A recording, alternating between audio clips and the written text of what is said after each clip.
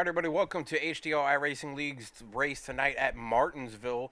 We got 200 laps running around this little paper clip. It's about 2 hours from my house here in North Carolina, but I love this track as a viewer. Driver, not so much. These guys are going to be wheeling this thing around here. It will get a little loose on the back end.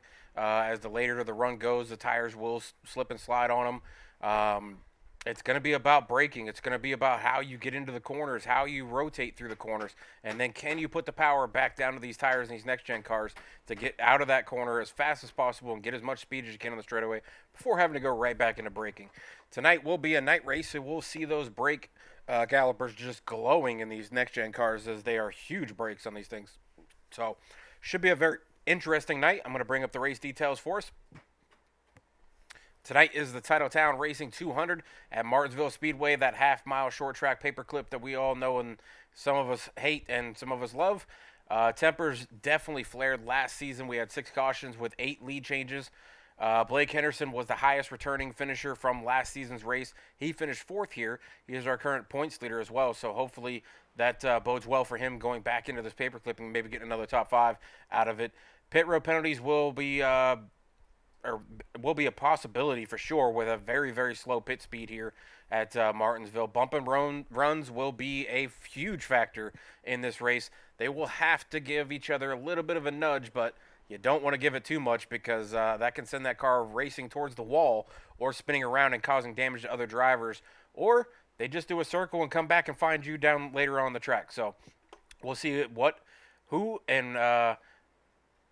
can actually perform the bump and runs. Tonight's temperature is 79 degrees, 91% humidity, 6-mile-an-hour winds out of the south, mostly a little bit of cloudy, so grip should be probably pretty positive with the temperatures. I know I was here a couple years ago when it snowed, and the cars were really able to hook the track really well with the cold temperatures on the tires. They didn't get hot and slippery and slick. They just, cool temperatures definitely help with grip. So stages will be broken up tonight in lap 25 and lap 75, so 50 lap split there between stage 1 and stage 2. Obviously, the rest of the race is 125 laps. The race time frame is supposed to be 7:30 sim time, but obviously we're going to go live here we're going to go racing in about 9 minutes. Qualifying should be starting up here soon, and then we'll get gridded up and get going. But the current standings, I'll get those pulled up now, as we've had a few shakeups. Currently this week, Blake Henderson's still out on top by at least 65 points right there. Matt Boone has apparently jumped into the 29 car and is now in second in the points, but he is actually in the 83. I believe that's just a typo error there. But Matt Smith has dropped from second to third by 3 points by Matt Boone, who's jumped into second. Wes Fuller, the teammate of Matt Boone in that CBR team, is now in fourth. Nathan East at fifth. Gary Donaldson up to 6th. Angel Santiago rebounding up to 7th. Alistair Kirk with his big win at the road course, 3 straight road course wins, has moved him up to 8th place. 9th place, Bryce Boyer. He'd been floating right there on the cut line for about a week or two. He's now had a good race at the road course to bump him up. Corey Kobe, who almost missed this race due to some power issues apparently, or Comcast issues with internet, he just logged into the race, so he is on track, but I was kind of worried for him there, but he's sitting 10th, close to the cut line, not that far off. Alfred Denny slipped from about 7th all the way back to 11th. Dylan McDonald, who missed last week's race and will be missing this week as well, is right there on the cut line with 517 points. He does have a little bit of a cushion with John Guntkuns, but John is supposed to be here tonight, and I do see that he just logged in as well, so he's going to be able to get points. Dylan's probably going to drop out, and so is Alfred Denny from the top 12. Matt Steven is sitting 14th. Ryan Moutre up to 15th. And Chad Swadsworth, with his great racing the last 2 or 3 weeks there, with finishing, I believe, second, first, and second in 3 weeks in a row here, has jumped from 22nd all the way up to 16th in a couple weeks.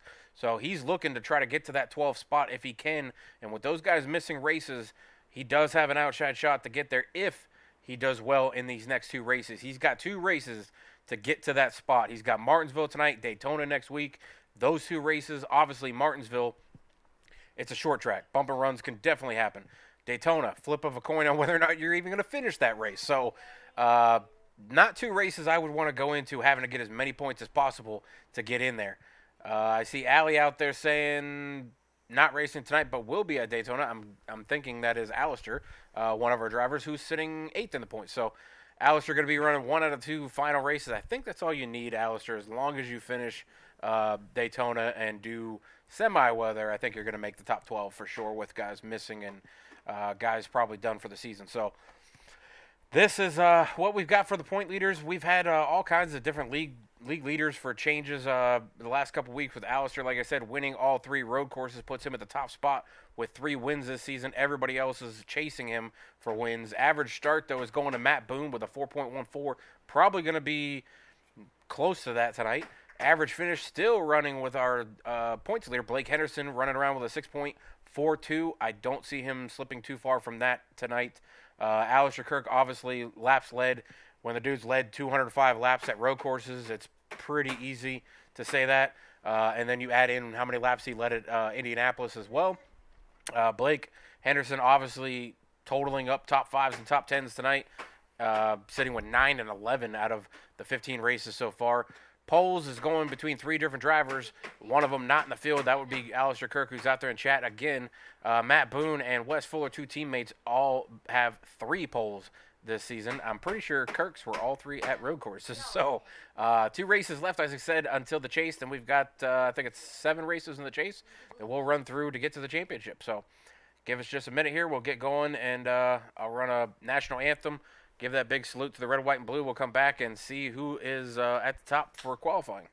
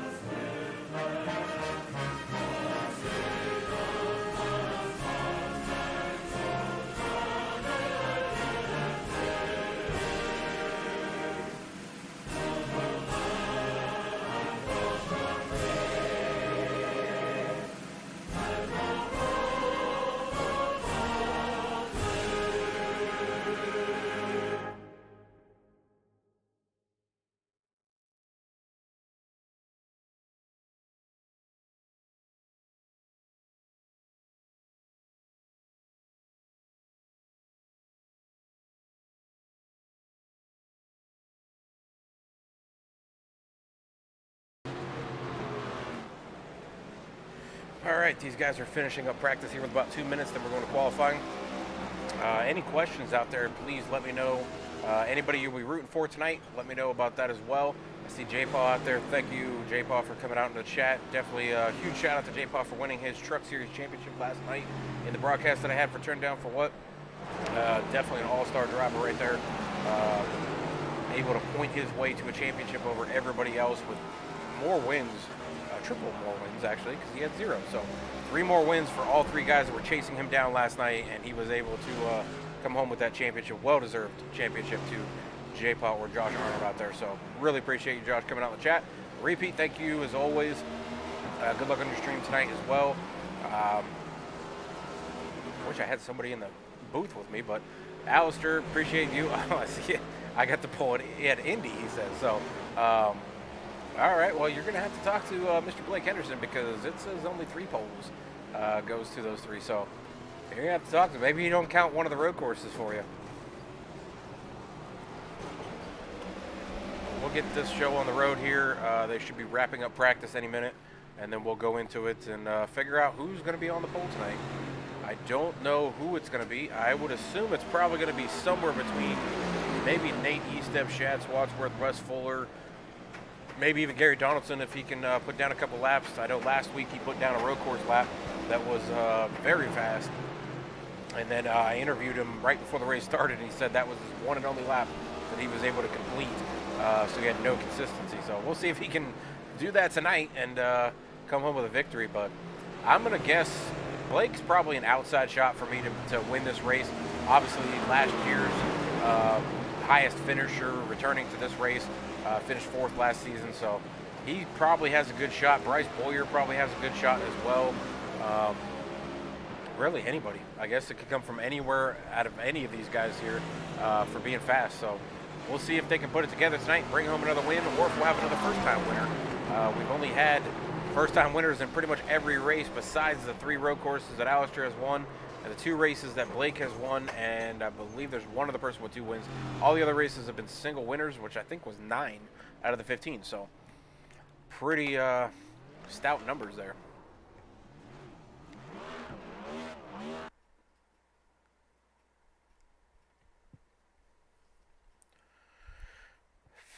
So qualifying is just now getting underway. It actually looks like there's a new driver in the field.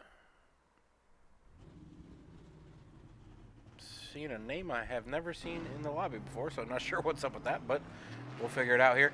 I'll try to watch a couple of these guys as they're going through qualifying laps, see if they can lay them down. I'll try to stick with them here so we don't have any unaired time. It actually looks like they're doing group qualifying, which is a little different.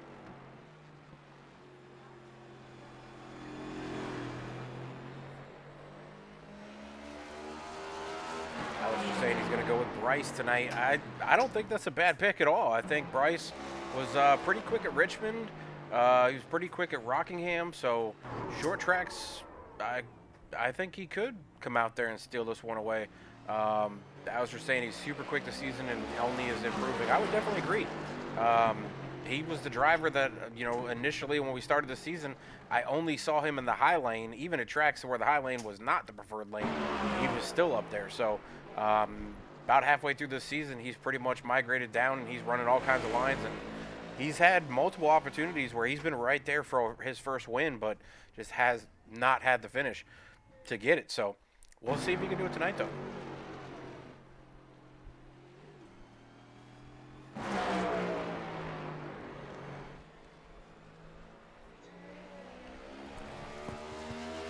I'm starting to think they must have messed up with the timing, because it looks like they're saying 8 minutes left of qualifying. So maybe they will bump this thing forward and get it done a little quicker with only about 12 or 13 drivers on track tonight for short track, which kind of surprising to me. Road course is one thing because nobody's going to win besides Alistair on that. Alistair, but short tracks, I mean, that's anything goes. It's like a super speedway. I mean, flip of a coin on whether or not you're going to make it to the end, or you're going to obviously probably not come home clean. You're probably going to have some bumps and bangs and dents on there, but most people usually show up for short tracks. So we'll see what happens here tonight with 12, 13 guys on track and see who can bring it home.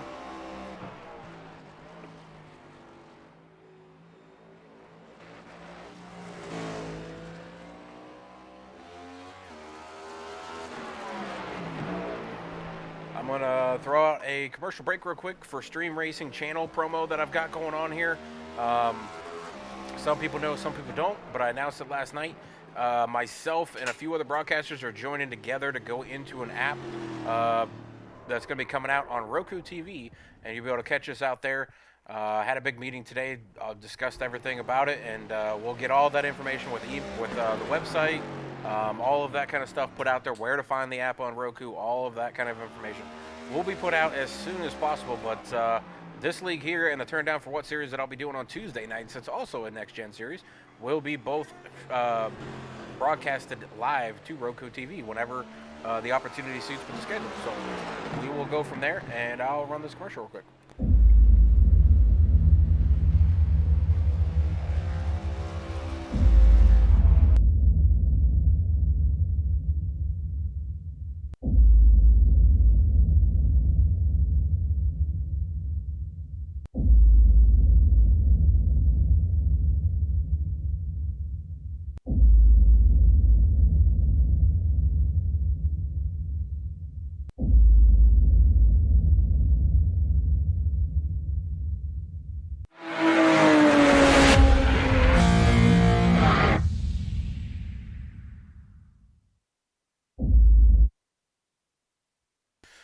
right, so like I said, Sim Racing Channel will be coming out soon.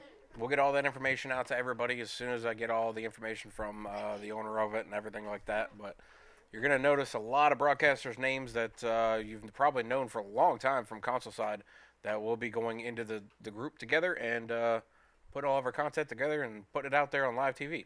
So definitely look for that, and I'll get all the information out. It should come out right as the playoffs start for HTL iRacing, as we have the All-Star race in between the final race of the season, regular season, and the chase. So give it about 3 weeks, and we'll get everything out there.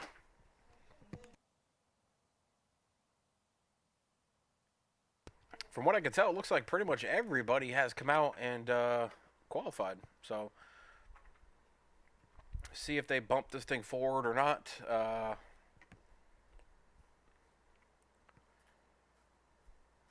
I don't recognize one of the drivers, so I'm going to have to check that one out. But Mr. Adrian Santiago throwing out a like. Appreciate you. Alistair saying the 41 looks really dope. I would agree. I looked at it earlier. I thought it was pretty cool that he's got a new paint scheme for tonight. I'll definitely show that one on air as soon as we grid up here.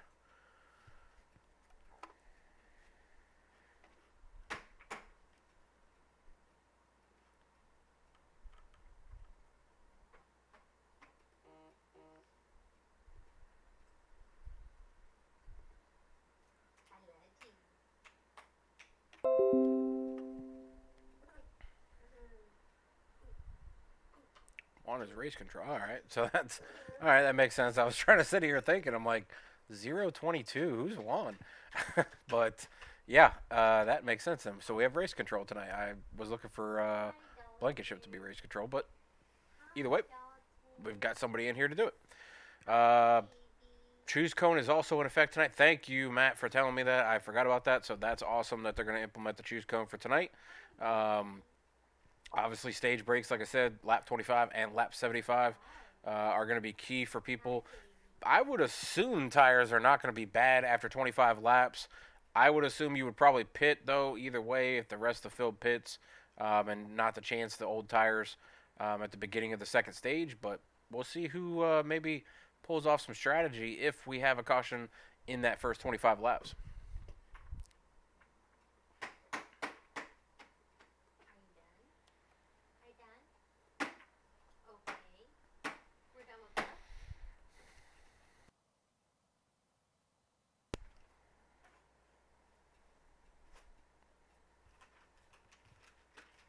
Let me go check and talk to the admin real quick, and we'll be right back. I'll just throw this in a commercial, and I'll come right back.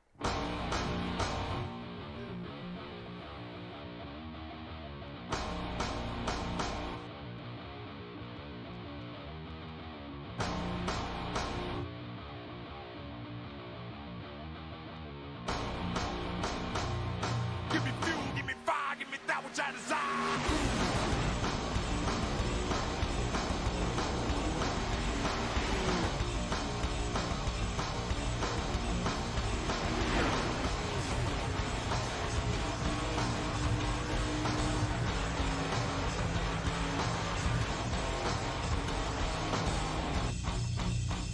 Give me fuel, give me fire, give me that which I desire.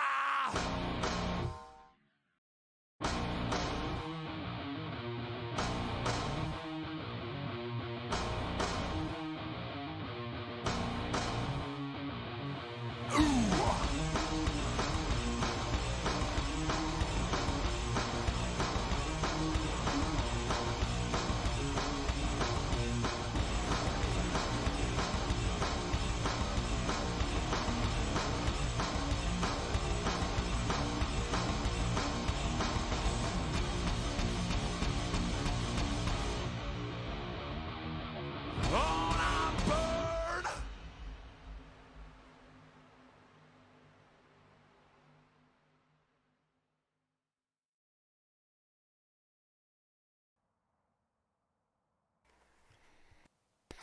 All right, so we're waiting for one more person to qualify. It looks like they've got 11 out of the 12, or whoever is supposed to be racing tonight, actually qualified. So they got about a minute left in qualifying. I don't think he's going to come out on track for a qualifying lap, but we're going to wait anyways.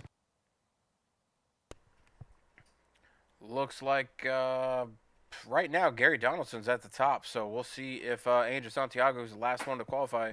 See if he can break that pole for Gary Donaldson. Bryce Boyer, who I thought and Alistair thought would be very fast tonight, also up at the top of the qualifying board as of right now. And even though the person who I spoke to before the race said he would not be good tonight, is starting third. So we'll see if he ends up there or if Angel Santiago is able to bump this list at all.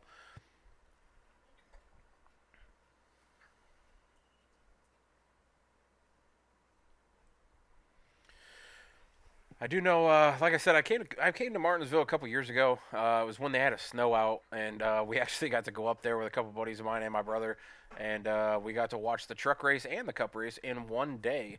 But there was snow up on the banking and everything outside the track, so it was pretty cold. But can't beat the hot dogs at the Martinsville Speedway. So very cool race to go to. I love this track the way it is to watch it, but driving it is a whole nother story. All right, so gridding is starting up here. Bryce Boyer is going to be on that outside row in the front row, being second. Gary Donaldson beats him out for the pole tonight. I believe that is his first pole of the year. Nate Estep going to be on the outside row in fourth. Matt Boone to his inside in third. Ryan Moutre going to be in fifth place behind Matt Boone. Blake Henderson, our points leader, is going to be in sixth. Shad Swatsworth, teammate of Matt Boone, is going to be seventh. John Gunkunt is going to start eighth. Zachary Aperson in that 41 machine we were talking about earlier between Alistair and I is going to be ninth. Wes Fuller, Team CBR, will be 10th, and the fourth member of CBR will be 11th tonight, Corey Kobe. And obviously you can see Juan Jimenez is on there, but he is race control tonight. So what he will be doing is watching the drivers, clearing cautions or throwing cautions or clearing black flags, giving penalties, that kind of stuff. He's got a lot of control up in that booth. A lot of power, so we'll see what happens here. I'll try to grab a driver real quick and see if anybody's a little worried about this track or not.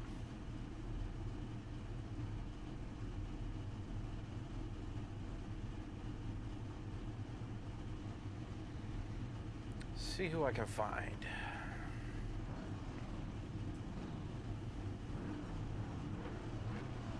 Let's go with our pole sitter.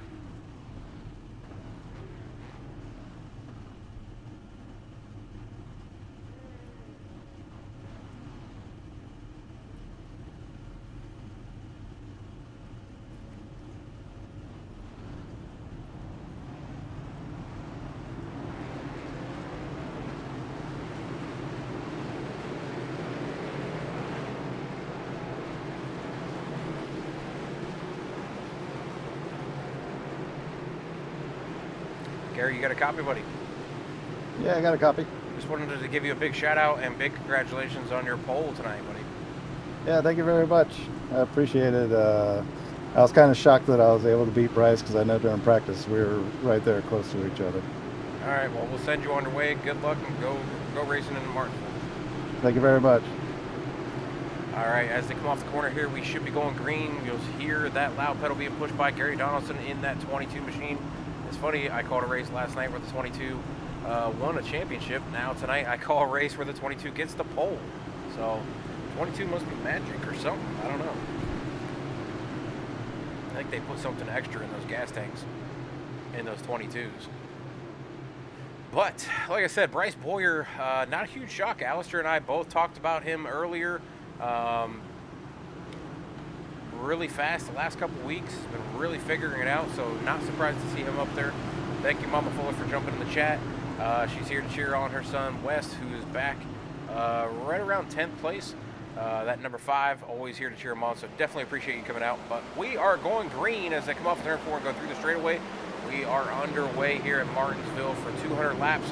Gary Donaldson going to lead him through 1 and 2. Bryce Boyer going to be the outside row. Matt Boone trying to come around the inside row. He is third right now. I don't know if he'll be able to hold on to that position. Looks like he might clear Nate Estep coming out of turn 2. He does clear him as they go into 3 and 4 here. Bryce Boyer hanging on to second place. Nate Estep going to be fourth. Blake Henderson up 1 position already in the race, up to 5th. Chad Swatch with 1 position as well, up to 6th. Ryan Moutre down those 2 positions, down to 7th. John Gunkunt still at 8th. Zachary Aperson 9th, and Wes Fuller still rounding out the top 10. I definitely agree, Alistair. I think Bryce will 100% get a win before the end of this season. I think he's definitely got some talent. We've got a lot of tracks coming up in the chase that I think he could be a driver to watch for. Matt Boone getting loose, though, coming off of turn 4. Goes around as they come through turn 4. He doesn't look like he has a ton of damage on his car, but he did smack that inside wall. We've got a couple other cars piling up back there behind him, and I believe that is going to be the 88 of Shad Swadsworth, the 25 of Blake Henderson, the 44 of Ryan Moutre might be involved in this also. We'll go back and take a look, though, as they went around. Let's grab, actually it was John Gutekunst that was involved in that with Zachary Aberson. So let's go back and take a look at Matt Boone coming out of turn 4.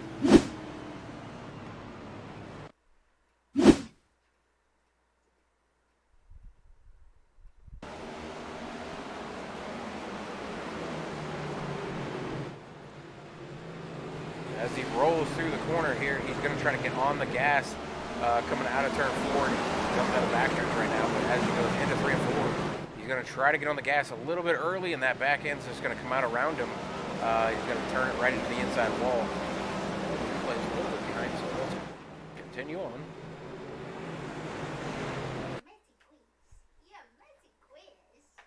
All right, let's see if he turns around this time coming out of turn 3 and 4. There it is. He comes off just a little too low. I think that's the issue, is he came out a little too low out of the corner trying to turn the car. He might have been trying to get underneath Nate Estep there, but as he did that, the rear end just snapped around on him, and he tagged the wall a little bit, but these next-gen cars are definitely a little more stable as he actually runs it in the outside wall, too. So definitely a lot more stable than the other cars. Bodies on them are just way stronger, I think. So we'll see if he can get back through the field. Tough driver. He's definitely overcome a few incidents this season. He's won a race, so we'll see if he can come back through and get up here.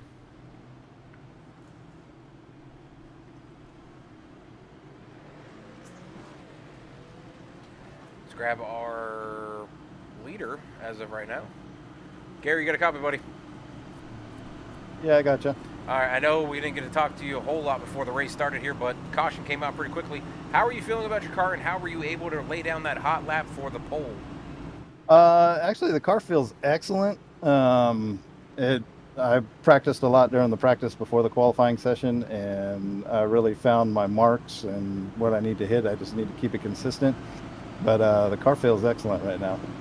Do you think that has anything to do with the cooler temperatures that you guys are running at right now? I notice the temperatures are not as hot as I would have expected it to be. It's showing 81 track temp and 77 air temp, so that's not super hot for Martinsville. It's not super cold either, but I feel like that might be giving you guys a little bit more grip. Yeah, no, it definitely did. During that practice session, it started out fast, and then it cooled off towards the end, and that's actually when I was able to get my fast lap. So this cool track temperature is definitely allowing us to get more grip and run faster laps. So your favorite style of track is definitely the cooler ones, it seems. So Yes. see if you can get to the end of stage 1 here and get your first stage win. Yes, very much. I appreciate it. Thank you. Yep. Good luck, bud. All right, so you heard Gary Donaldson, that 22 machine out front with Bryce Boyer just was outside of the Bud Light machine. He's going to be able to get on the gas first, and he just disappears from the field. Bryce Boyer spinning the tires a little bit. That's going to give a huge separation. That's going to allow the bottom line of Nate Estep to get right alongside of Bryce Boyer and take away that position. Most likely, he's side by side with him as they come through the backstretch. As they go into the corner here, I don't know if he'll clear. Bryce is pretty strong on that outside line.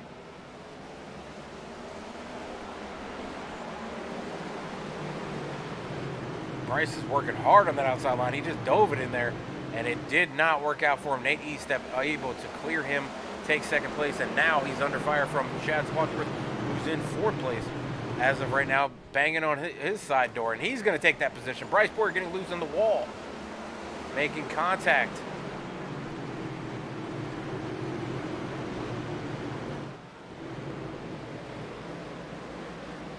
Bryce Boyer falling all the way from 2nd all the way down the field. He is sitting 6th right now. Got it under control before losing too many positions, but he was in trouble there for a little bit. He was able to get going. Luckily, nobody else ran him over. Looked like there was some contact with one of the drivers. I think that was John Gutekunst that might have made contact with him, but he's able to get it going, get out of there, and try to work his way back up to the field. Matt Boone, though, we saw him spin just a few minutes ago. He was back in 14th. He has now made his way back up to 8th. So Matt Boone on a mission to come through the field and get up here, as he was one of the faster drivers in practice and qualifying. Top 10 has been shaken up. Gary Donaldson still in first, though. Nate Estep up 2 positions to second. Shad Swadsworth up 4 positions to third. Angel Santiago up 10 positions in the first 14 laps, up to 4th place already. John Gutekunst up 3 positions to 5th. The entire 2nd through 5th are not drivers that were there before. They have climbed their way into there. Bryce Boyer sitting 6th, Zachary Aperson 7th, Matt Boone up to 8th, Ryan Moutre 9th, Wes Fuller still locked in at 10th position. We got a caution out on track. Looks like we might have a spinner, and that is the one of Bryce Boyer.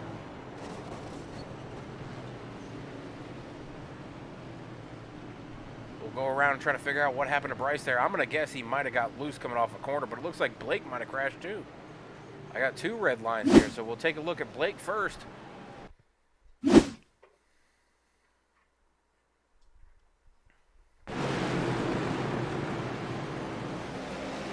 to see if we can see what happened to Blake here, but looks like he might have gotten just into the wall. Dives it into the corner.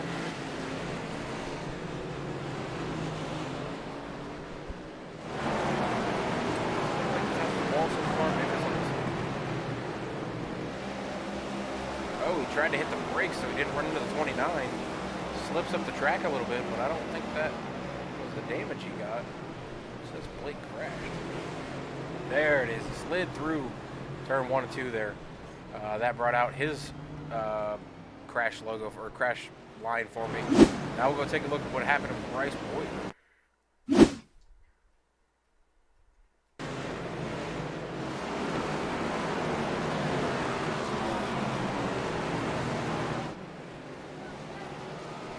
Gets loose coming out of turn 4 there, and almost the same spot as Matt Boone, but a little bit before his. So I don't know if he just got into the gas a little bit too early, trying to hold it down at the bottom. A lot of guys like to roll through that corner and then put down the power right as you exit the corner. Some guys will brake really hard early on going into the corner and then try to power the way through the corner. I don't really have a preference because I can't drive this track to save my life. See if I can find a driver here to talk to and see how they're feeling about this track.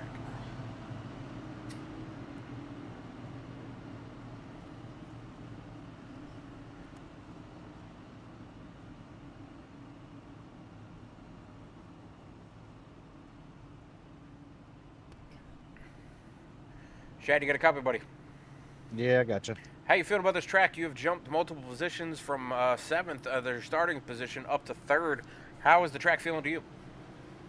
I mean, pretty good. It's just a rhythm track, and right now just kind of taking it easy. And some guys, I think, are kind of burning their stuff off or driving in too deep. So I'm just trying to survive, keep my track position because it is kind of hard to pass. I heard somebody say earlier, I was talking to a driver that was saying the cooler temperatures at Martinsville right now may be a factor with grip level. Are you experiencing extra grip or anything compared to normal coming to Martinsville with hotter temperatures, with a lower temperature tonight? I mean, actually, I think there's more grip right now. In practice, when it got dark, it seemed like on the long run at least, it got really, really loose, at least after like 20 laps. All right, well, you've, like I said, you've jumped up 4 positions already. Early on in this race, we've had 2 cautions. We're coming around 5 laps before the first stage break. Are you going to try to get to the lead before the stage 1 to get max points?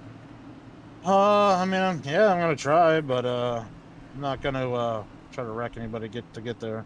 All right, well, good luck, and we'll see if you're in the stage winner bracket when we go to the end of stage. All right. All right, so he said he's not going to try to wreck anybody. We'll see about that. We'll see if he gives anybody a bump. This pretty much, like I said, and the points leader, Blake Henderson, said this is a bump and run track. You got to give the bump. You got to, shove them up the track a little bit. You can't make, you heard him say, it's hard to pass. There's only one way to pass, and that's to give a bump. All right, Alistair, appreciate you coming in, throwing some chat my way. Definitely appreciate it. Get some sleep, and I guess go to work in just a little bit. As we come through turn 3 and 4, we're going to have Gary Donaldson leading him to the restart zone, and we'll see if he does the field again. It looks like he's a little bit out in front of Nate Estep. I'm not sure why Nate's not up there with him, but Nate gave him a ton of room there to launch out of the corner. Gary Donaldson going to take advantage of it and go way out in front, at least 2 or 3 cars in front of the rest of the field. Andrew Santiago trying to battle Nate Estep on that bottom line. Don't think he's going to be able to prevail. It looks like Nate Estep's got some speed, but Nate loses the car up the track. Andrew Santiago, just as I said it, takes the position from Nate Estep as he slipped up the track. Nate did not lose any other positions, though. Luckily, he only tagged the wall just a little bit, so he's going to have to make it back up and get through the field. Looks like they are stacking up right next to him, though, with Matt Boone making it all the way back up through the field, up to almost where he started the race. John Goon comes up to third now. Matt Boone come flying through the field. I don't know how he came through that fast.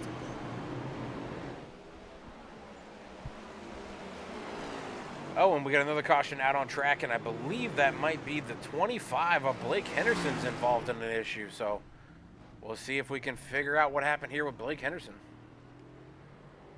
And that is our lap 25, so I believe that's going to be our stage 1 ending as well. I'm wondering if they threw the stage 1 before Blake spun around. But we'll take a look.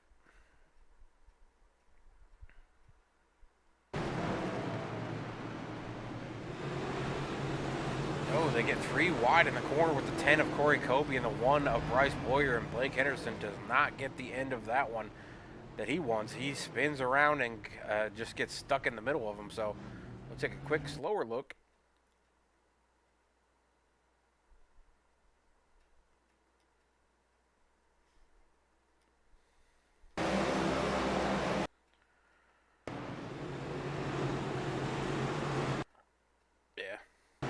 Gets pinched between 2 guys and he pays the price for it. So I don't think he was looking for that one, but this is going to be the end of the stage 1.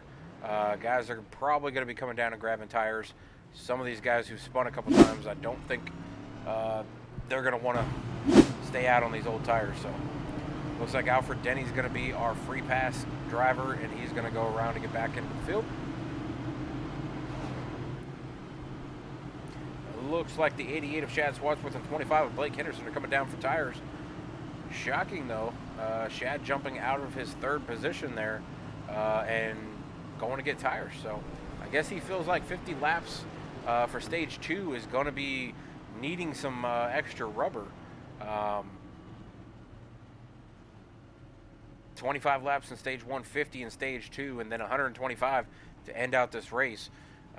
Looks like he's coming down to grab the tires early and try to make his way back through the field. Maybe be a little bit faster than everybody else on fresh tires. And it looks like almost everybody out there besides Matt Boone is on 27 lap old tires. Matt Boone is on 22 lap old tires. So a little bit fresher tire for Matt, but Shad and Bryce and Blake Boyer are going to have a big advantage on rubber. The problem is it's hard to pass here. So even with fresh rubber, where do you go to make the pass?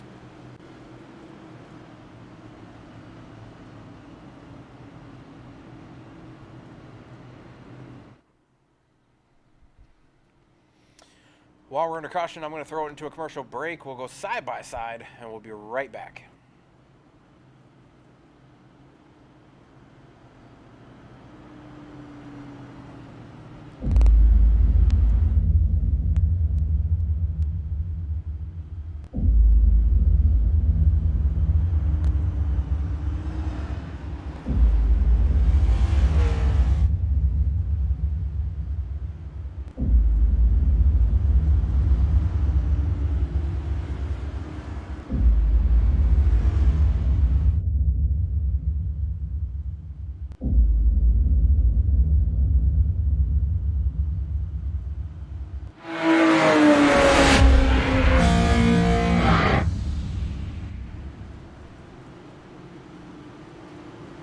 Coming back as these guys are coming off of turn 4. Gary Donaldson's led every lap of the race so far. John Cookins is going to be his first time on the outside in that first row, but he gets done by Gary Donaldson. Gary Donaldson leading through turn 1 and 2. Matt Boone stuck out on the outside with Angel Santiago underneath him. He's got a little bit fresher tire. We'll see if he can make that work with the extra rubber. Whoa, Angel Santiago blows the corner. Wow, that's a caution. We'll take a look at this one, but I'm pretty sure we can figure this one out as that teal blue car just come flying through there like he had no brakes. So we'll see if maybe he was pushed or if he just forgot to brake.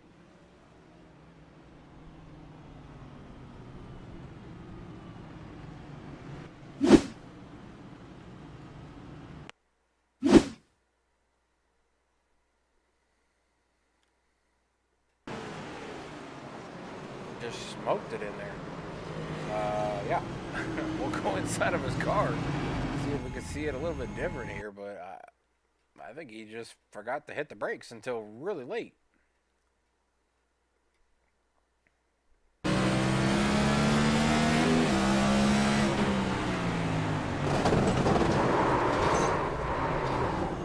can hear him let off the gas, but I didn't hear any squealing of tires until right as he got to the turn, so I'm not sure if the brakes were working or not, but he slid through there, and I'm pretty sure he collected John Gutekunst and Matt Boone. Matt Boone, that would be his second incident tonight. We'll see if he can recover from this one. That's going to be tough, though.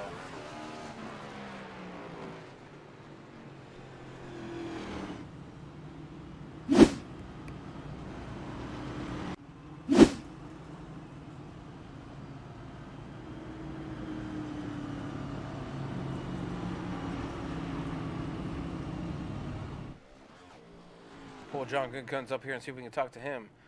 John, you got a copy, buddy? Yes, sir. Hey, bud, trying to figure out what happened there. I know, obviously, you got collected in that. Was there any talk about what happened there? It looked like maybe Angel just blew that turn. Yeah, he said he got caught up a little bit trying to give the people behind him enough room and looked up and wasn't paying too much attention and kind of sent her in there. So I seen her coming. We were able to kind of minimize the damage there, but we got a little bit, but should be all right. All right, well, you have worked your way up through the field from 8th as your starting position up to 2nd. How are you able to make your passes, and can you get to the front? Yeah, I think it's doable. The nice thing is in these cars, both lanes work really well. If you set up, kind of shorten up your corner a little bit and accelerate off, you can pull up next to somebody, and most people have been pretty generous about giving a lane, so it hasn't been too bad to get here. Gotcha. Are you going to be able to pass Gary Donaldson, though? He's been really strong all night, led every lap so far. We've had a trend in the last couple of weeks of guys leading every lap in the first and second stage and then losing the race. So what's your expectation with Gary Donaldson here? Hoping the trend to follow suit. I'll give him stage 2 as long as I get the win. No, he's got a good car tonight. He'll be tough to pass for sure. All right, well, we'll see if you can break that trend or if you continue the trend and go out there and still win in the third stage. But good luck as you guys come off turn 4. Thank you, sir.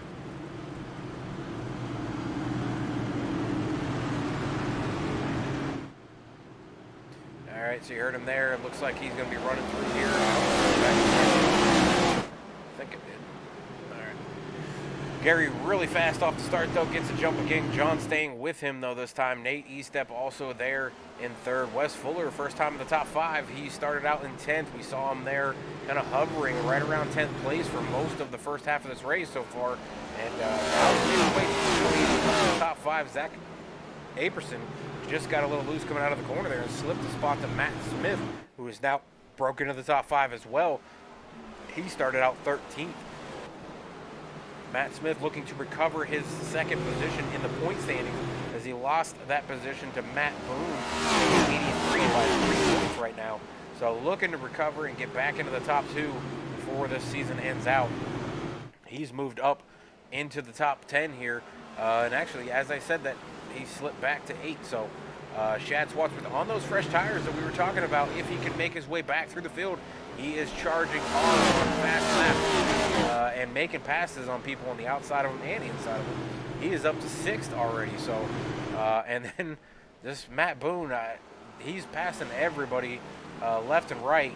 He has gone to the back now twice and made his way back through the field. He is up to 9th after slipping all the way to 15 or 14 before the start.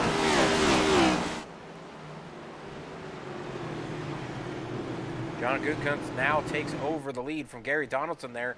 Gary Donaldson slipping back to 2nd. John just told us that he thought he could take the pass and go out here and win stage 2, or he would just continue the trend that we've seen the last couple weeks. Guys winning and beating everyone in the first and second stage and then not winning the race. So we'll see if that happens here or not. I see the 21 of Alfred Denny is now down pit road. That's an early stop for him. Not sure what's going on with Alfred or not. He might have been involved in that early accident and needed to come down and get the repair done, or has some engine issues. But John Goodkuntz stepping away from everybody. He's out to almost a second lead over Gary Donaldson, who's led every lap so far, but he is now sitting back in 2nd. Nate Eastep still sitting 3rd. Wes Fuller 4th. Zachary Aberson 5th. Shad Schwartz 6th. Matt Boone 7th. Matt Smith 9th, and Angel Santiago is 10th after his lone turn there.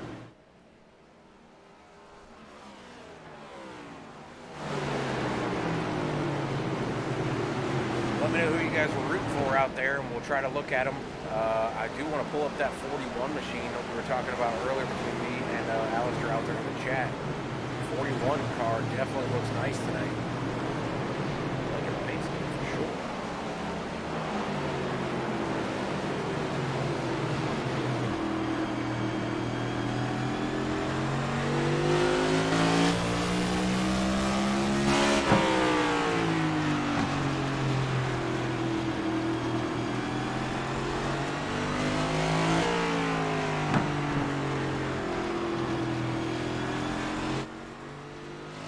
Looking back from John, this is what he sees from his mirror. He is out front right now in his tooling.com paint scheme. He has gotten out to a good lead. He's floating between about a 1.5 seconds to about a half second, depending on the turns. It looks like Gary might be diving it in just a little bit further than him. And Nate Eastep also, as I just saw the 65 back end wiggle a little bit as he went through that turn there.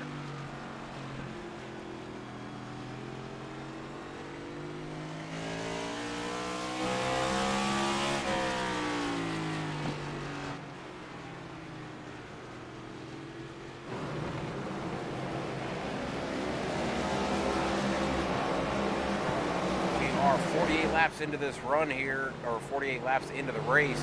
Some guys out front have not pitted. Top 5 have not come down for tires or fuel. Chad Schwartz sitting in 6th, pitted 22 laps ago. Matt Boone pitted 16 laps ago. He's now up to 7th. Bryce Boyer pitted 16 laps ago. He's up to 8th. Matt Smith back to 9th. Ryan Boutre 10th. The rest of the field, though, has been kind of stuck back there. Andrew Santiago sitting 11th, Blake Henderson 12th, Corey Cody 13th, Alfred Denny 14th.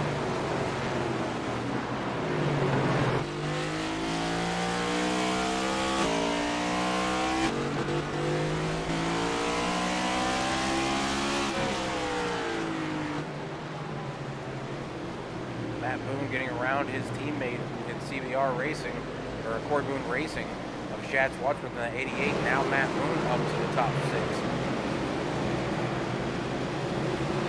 After Zachary Aberson right now, top 5.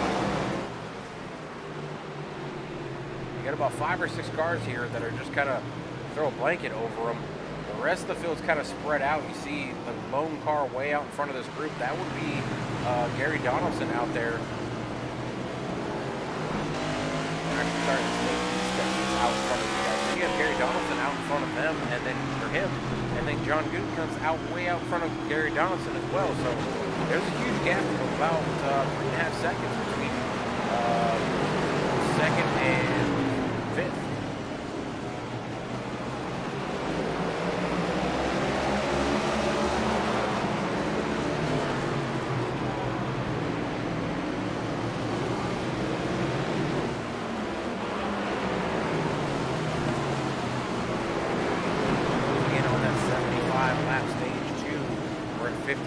Right now completed, so we'll see what happens here.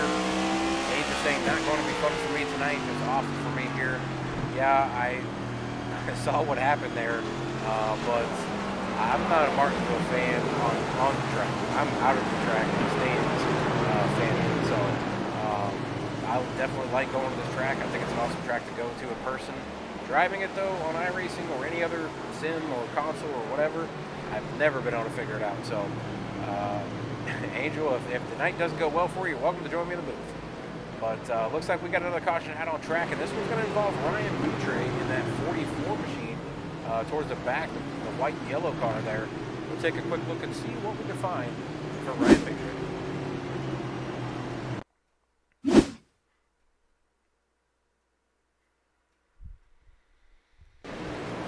Looks like Ryan's pointed the right way now, and we'll see where he spins out here. He's got, looks like a Barstool paint scheme.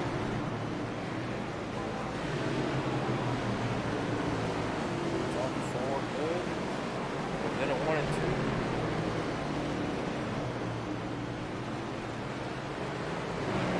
Got wiggled on a little bit there.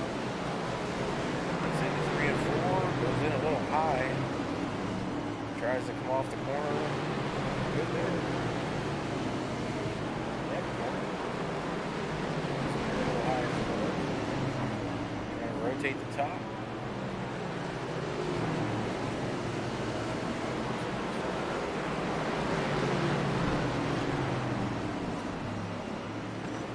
Oh, there it is. Caught the corner. Caught the bumper a little bit on the corner there and just spun it around. So it's definitely not a good spot to catch the bumper of the car and try to get on the gas at the same time. So back to the front. Let's see who's spinning. Doesn't look like anybody's spinning except for the 10 of Corey Kobe. Is Corey going to try to set himself up for the third stage by coming down and getting fuel and tires now and going to try to make it to the end? I don't know.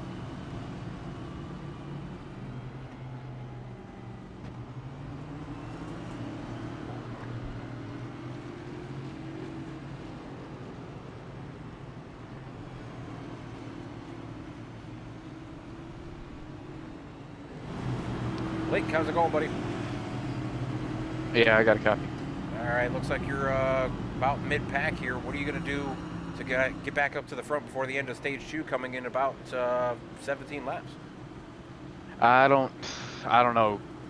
I'm just not Not doing fan? well here.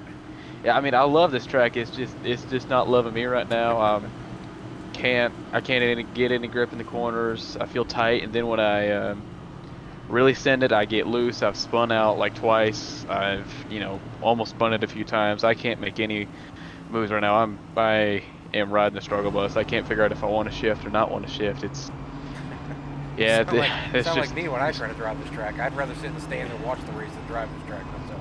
Yeah, I hope I put on a good race, but I am struggling. Every time I feel like I have a little bit of momentum, it's just gone. So I don't know. We'll try to mess with the brake bias or whatever, but it's been a struggle thus far. We've got some good battling going on, so see if you can make it up through there. You're sitting 10th right now. Got 1 to green, so I'll send you back down to Team Film Motorsports. Good luck in the rest of the race. Yep, thank you, Kurt.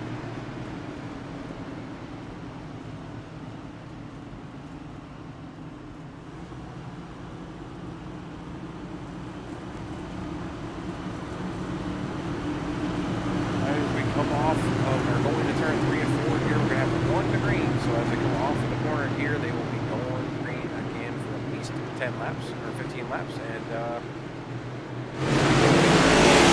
here goes the front stretch. It's a good jump on Nate Eastep again. Nate Eastep going to try to run that outside line, floats up the track a little bit. John Good comes back to third, almost side by side with Nate Eastep as they come off of turn 2. As they go into 3 and 4, does Nate blow the corner again? We'll see. Gary Donaldson loving what he's seeing behind him. He's loving that all these guys are battling for position side by side. He can skate away from everybody. That's all he wants is clean air. Does not want to be side by side with anybody. Back to about 4th and 5th. You got 2 teammates in CBR. Actually, all 3 teammates are there. Matt Boone, Wes Fuller, and Chad Swatsman. But we got another caution. It's Matt Smith this time.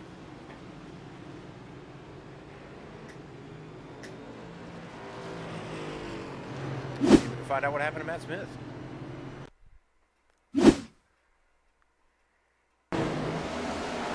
Whoa. let's go back and rewind.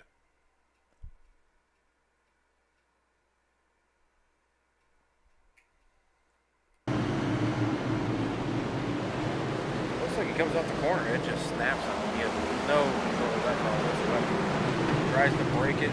Stays off the wall. It's hard to do at Martinsville because it is a short wall-to-wall distance. So great job by Matt Smith on keeping it off the inside wall and outside wall.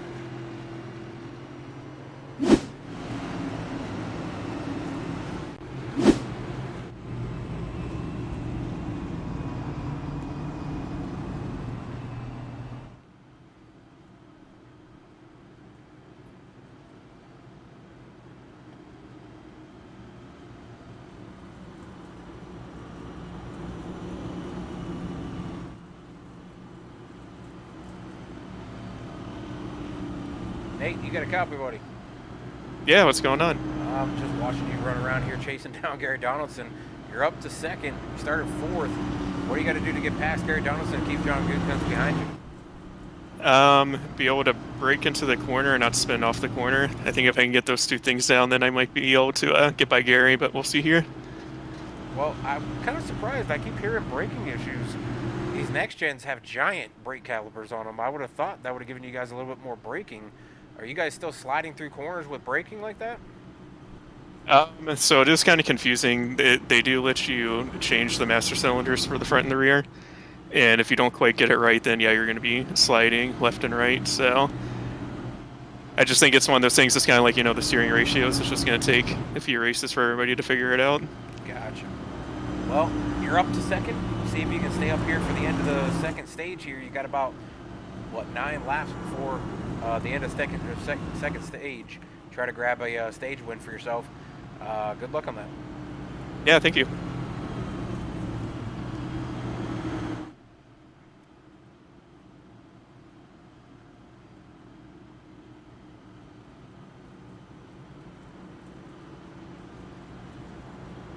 Sorry, Nate, were you in Tombstone Motorsports? Yeah. Okay. Just want to make sure I put you in the right room. Yeah, not a problem. Alright, so Nate's saying he's having braking issues, which is odd to me because the next-gen cars have such huge brake calipers that they should give extra braking to these guys, but usually when you give them more, they use more, so I don't know. The guys in the real life, when they came to Martinsville, they seem to have issues as well, so I guess it's not just a real-life thing. Sim racing is as close as you can get without hopping behind the wheel and sitting in that seat, but if you get a chance, definitely go to a racetrack nearby and try to do a ride-along or whatever you can do. They have all kinds of different programs. Russell Wallace Experience, Ricky Petty one. There's so many different ones you can do. So go ahead and try that and see how it feels. Gary Donaldson going to lead him to the flag. Gets another great jump.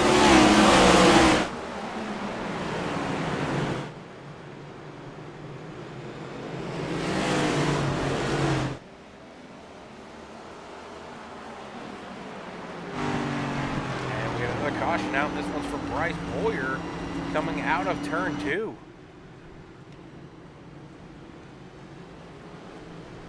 And it looks like he spun into pit lane.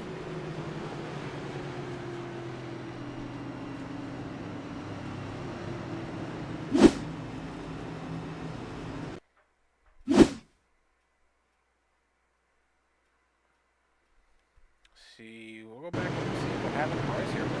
Same thing. Just snapped on him. I think that's going to cost Ryan Moutre and Bryce Boyer, though, because I think they crossed the line to go into pit road.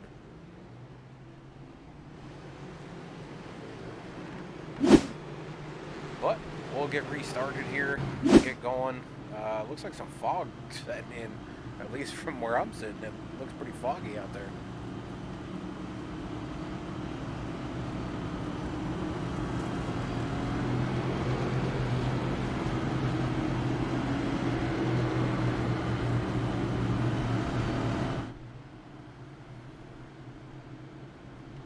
Mr. Matt Boone, you got a copy?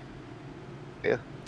How are you able to see on track? I'm trying to get a visual here because from my view up in the booth, it's looking foggy or something. I don't know if it's affecting you guys on track at all, though. No, down on track it's fine. I mean, I can see the fog after we get out of the corners at the end of the straightaways. I mean, it's definitely dark out there. How is the track feeling for you? You've passed the most guys tonight with going to the back twice and just being super fast and methodical, coming right back through the field. You're back up to fourth. How are you able to do it? Well, if I could stop getting into other people's problems, I'll be that outside line is fast. I just made up, I think, 3 or 4 spots on that last restart. We'll try to do the same thing here and get to the front. Well, you got the win a couple weeks ago. We'll see if you can grab a short track win. Good luck on the rest of the second stage here. You only got a few laps to do it, though. Yeah, this is going to be a deathly shootout. They should have just called the stage at that caution, but we'll see what happens. All right, well, I'll send you back down to Corey Bone Racing, and we'll see where you're at the end of stage 2. Thank you. All right, so the fog is not just an issue for me. They can see it on track out into the corners as well, but it has not gotten down to the track level where they can see it out the windshield, or at least where it would be affecting their driving. But we are going to nighttime, so lights are kicking on and everything. Track temps are coming down. We're down to 78 now, started at 81. So track temps are definitely coming down. That should add grip, but that probably will add a little more diciness to the way people are racing as well. So we'll see if that maybe bumps up the aggressiveness. With only about 3 laps before the end of stage break.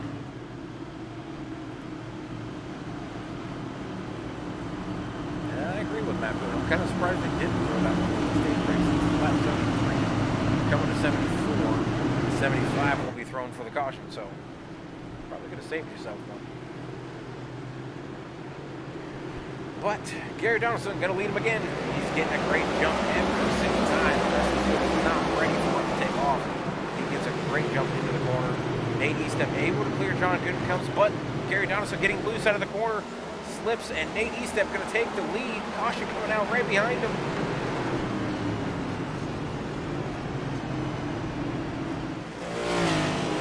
And that will be the stage break. Nate Eastep going to win stage 2. Gary Donaldson got just a little bit tight, clipped the corner, and then wound up getting a little loose as he got back into the gas, and Nate Eastep went right underneath him and took the spot away for his stage 2 win. We'll go back and take a look and see what happened between this accident. I know Zachary Aperson was involved. Shad Swadsworth, Matt Smith were also involved in this one, so we'll take a look here and see what we can figure out.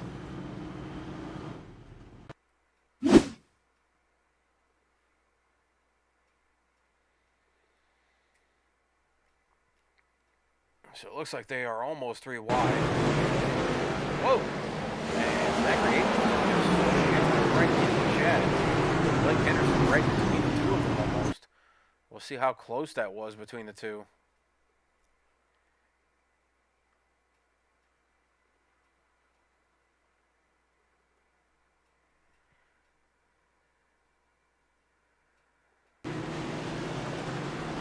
Actually, it looks like Blake clipped Aperson as he came up the track, and that turned him right into Shad's rear end, which spun Shad around. Matt Smith also involved in this one later on, so about 4 or 5 cars involved in this one.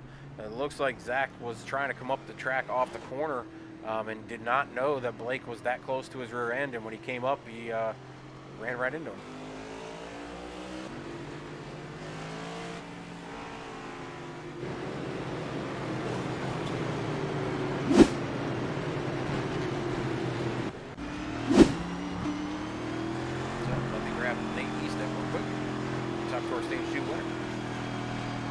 Nate, you got a copy, buddy? Yeah, what's going on? All right, you are stage 2 winner. I talked to you earlier. You said you might be able to go out and do this. Gary Donaldson had a slip up there on lap 74 as you guys were coming around to lap 75, and you went right underneath him and took the lead right before the caution did come out. I hope I got that right, that you are stage 2 winner. If not, yeah. I'm sorry. Okay. No, I am. I wanted to make sure they weren't going back to a line or something when the caution came out, but I was pretty sure you cleared him before the caution came out. So congratulations on the stage 2 win. What do you got to do to finish out this race? It looks like people are getting a little dicey, getting a little aggressive. Some guys are spinning the tires. I've seen some 3-wide racing at Martinsville, which is a little insane, but You're going to be out front. Well, nope, you're going to be fourth because you just pitted. So, but you're going to have fresh tires over all 4 guys in front of you. Yeah, well, pretty much just do what I've been doing. Hopefully, can keep it in one piece and up at the front. But if not, whatever. I've had a good race so far and had fun. You got Matt Boone and Corey Kobe, 2 teammates that pitted a while back. Both of them on the front row. I think they're expecting this race to continue to be cautions, so they're going to just try to stay out front. But that extra rubber for yourself, the outside line could work. So good luck on this, and you're going back to 1 green. So good luck on the rest of the race. Alrighty, thank you. And as we get going here, I'm going to throw in to crank it up. So take that volume and crank it through the roof.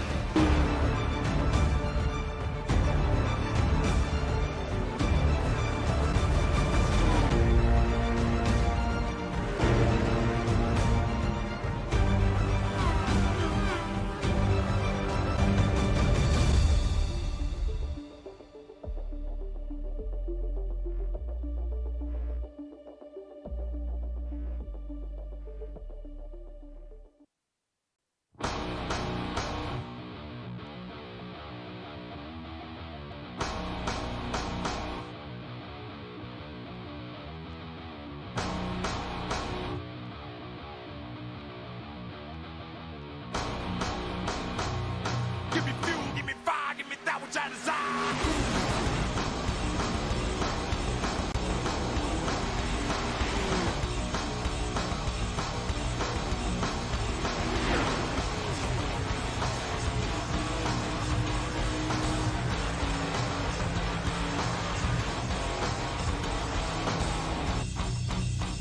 Give me fuel, give me fire, give me that which I desire.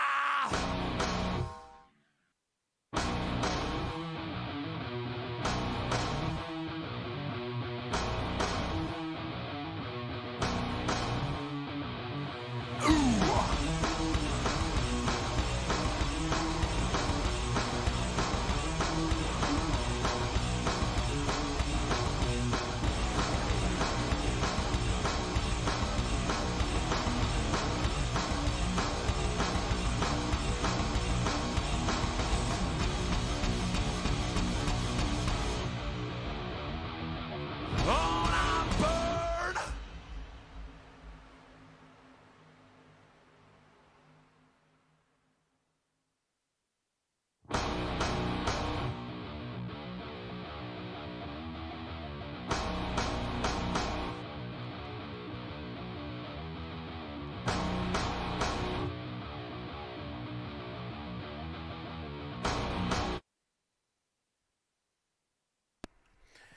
All right, we're back live at Martinsville for HTL iRacing's race here at Martinsville, the second to last race. We got 1 race to go, and we're going back green, and Matt Boone is out front right now.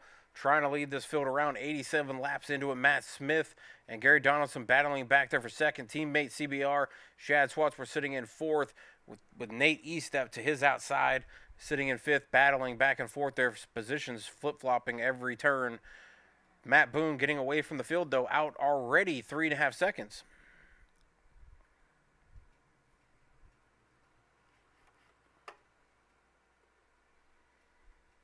Boone checking out away from the field on older tires. He's out there on 56 lap old tires right now.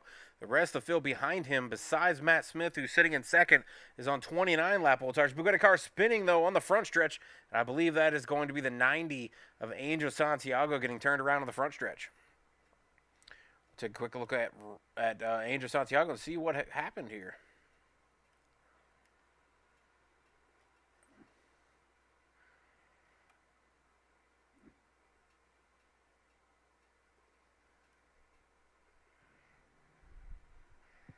Oh, it was actually Zachary Aperson that got turned. Wait, nope, that was the last crash, sorry.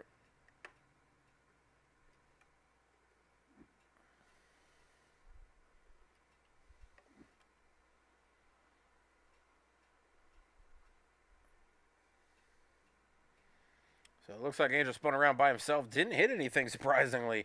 Nobody made contact with him, which is big for everybody else and himself. But spun around in a circle looking like Kyle Busch out there, spinning twice this past weekend on Sunday. So spun around, no contact with anybody, no contact with walls or nothing. So going to be able to get her going again. But Matt Boone loving what he's seeing behind him. But he is going to be... Nope, didn't pit. Looked like he was going to pit, but I think that was just a glitch there.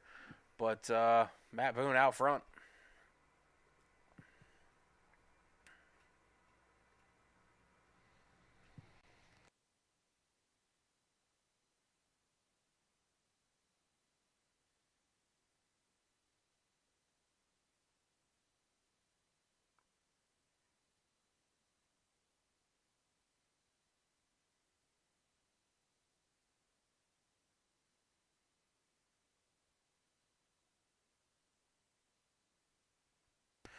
I'll try to grab another driver and see what their race has been like.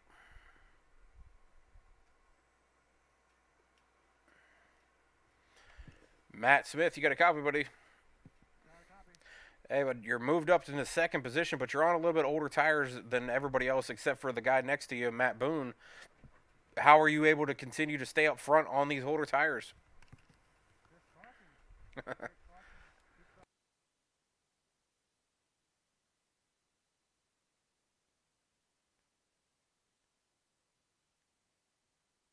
So is that the ideal strategy for the rest of the race? If cautions keep flying, just stay out on old tires?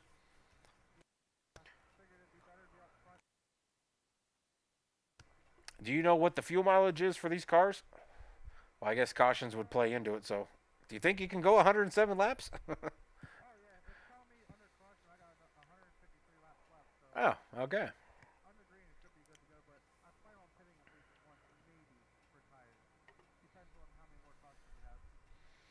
All right. Well, I will send you back down to Tombstone Motorsports and see if we end up getting more cautions or if we can get a long green flag run here and see what happened.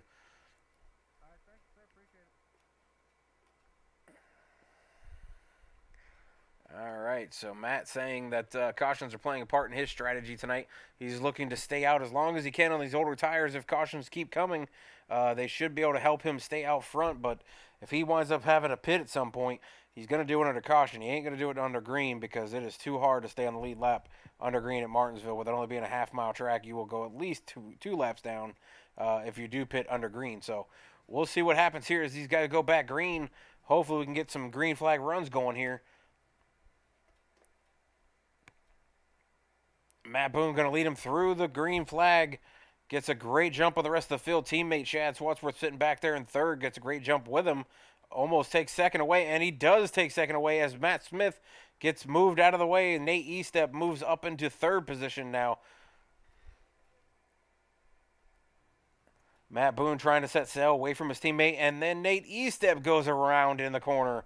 Out of turn 4, we'll take a look to see what happens to Nate Eastep here on whether or not he had some help or if this was another traction issue and got a little loose coming out of the corner.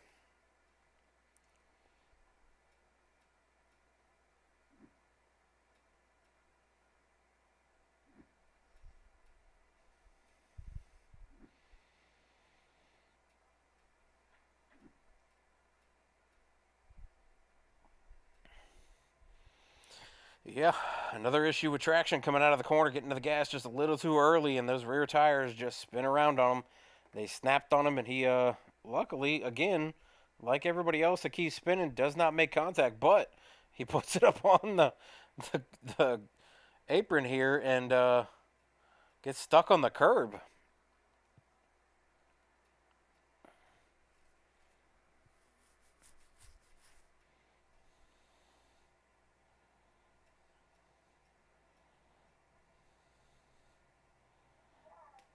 And he is stuck, and he is not getting off of there.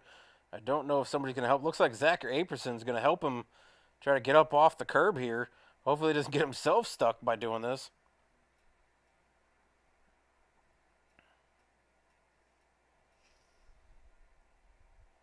And he sends it to the pit road and gets towed. But it looks like Zachary Aberson's going to give up a few positions and be able to get off the curb as well. So we'll see what happens here as they go back green. These guys got to figure out they cannot get into the gas that early with these cars at Martinsville. The rear ends will go around on you.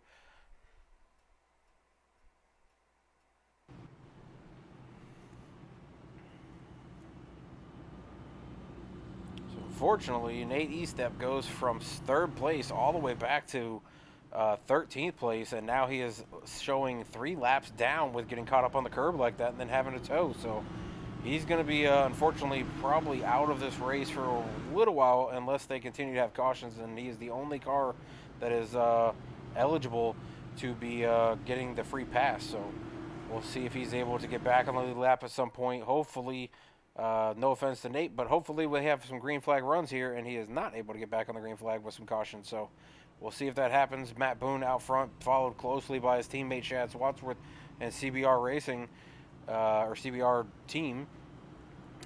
Third place is John Goodcuns. Fourth is Gary Donaldson. Fifth is Bryce Boyer. Blake Henderson is sixth. Matt Smith seventh. Wes Fuller eighth. Zachary Aperson ninth. And Ryan Mutre rounding out the top 10. Coming up, we are at halfway now, under caution, waiting for these guys to go back green. This is the 11th caution tonight with 2 stage breaks, so 9 incident cautions right now. But most of them have been single cars spinning around on their own without having any damage to other cars or hitting the wall or anything like that. It's just these next-gen cars, if you start getting a little loose and you try correcting it like in the old cars by turning to the right, when it does catch it, it whips that car around. See if Matt Boone can continue to lead this race. CBR has won 2 out of the last 3 races with a great jump by Matt Boone. Left Chad Swatsford in the dust. John Goodcuns ready for him, jumped with him, and got to second place in front of his teammate there. Now on the outside in fourth is Blake Henderson trying to make the pass, and he dives it way down in there and gets loose. That's going to bring out another caution here.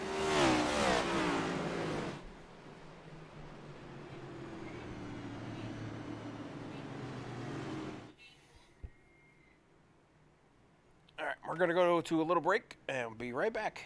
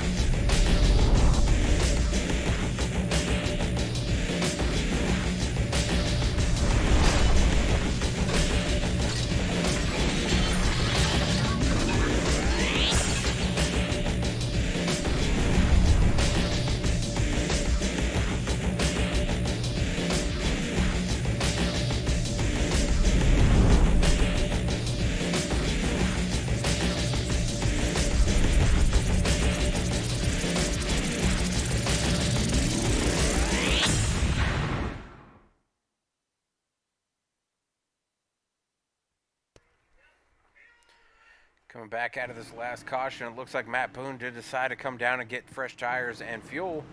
They will be restacked and ready to go out of turn 1, and it's going to be John Gunkins leading them to the green flag. John Gunkins back out front now after being out front earlier than pitting. Losing position, Chad Swatch, we're still second. Gary Donaldson back up to the top 3. Bryce Boyer working his way back up to the top 4. Bryce Boyer actually making the pass on Gary Donaldson for 3rd now. So welcome Bryce Boyer back to the top 3.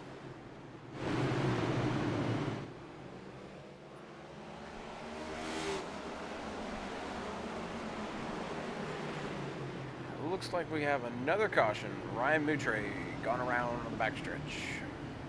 Or out of turn 4. So we'll take a look, see what happened to Ryan.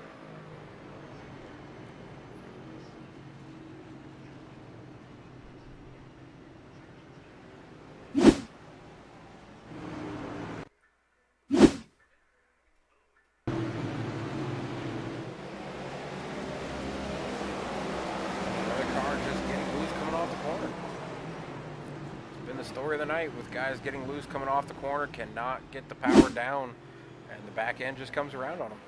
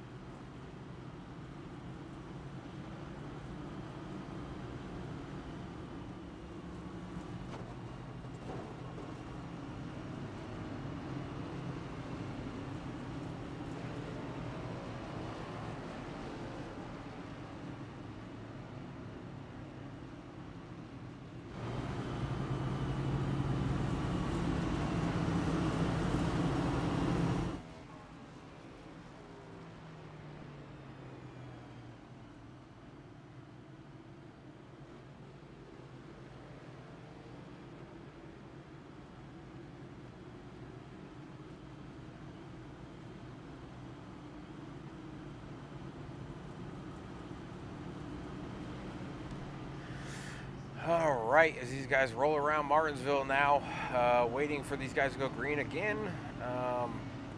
15th race of the season. We're closing out the season next week in Daytona.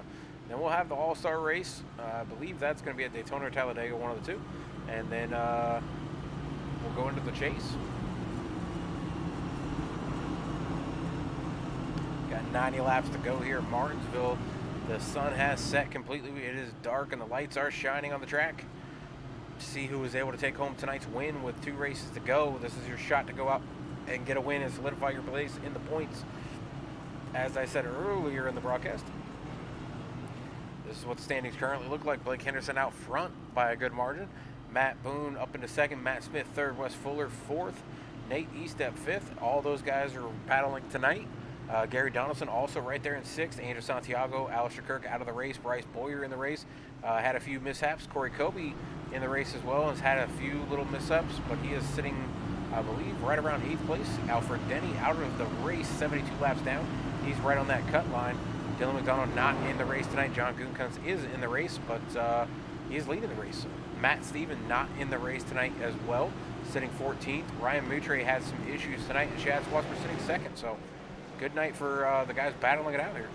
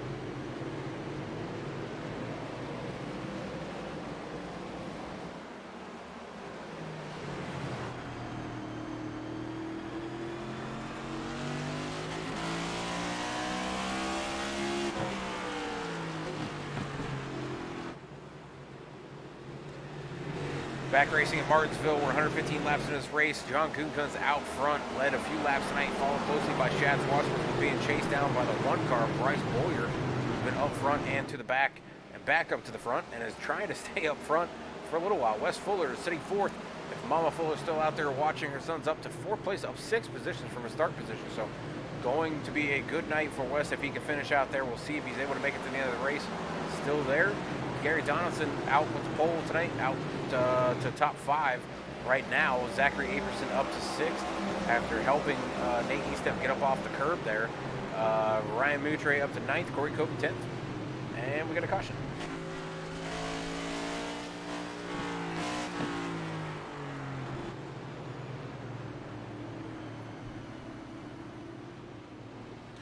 Go back and see what happened. Looks like Matt Boone and maybe Nate Eastep were involved in this one.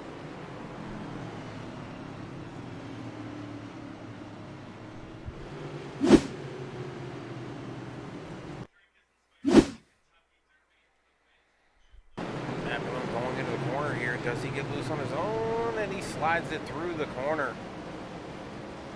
And Nate Eastep with nowhere to go. Oh, he slams on the brakes just in time. Matt Boone not getting any extra damage from it. Gonna slip back though to 11th place.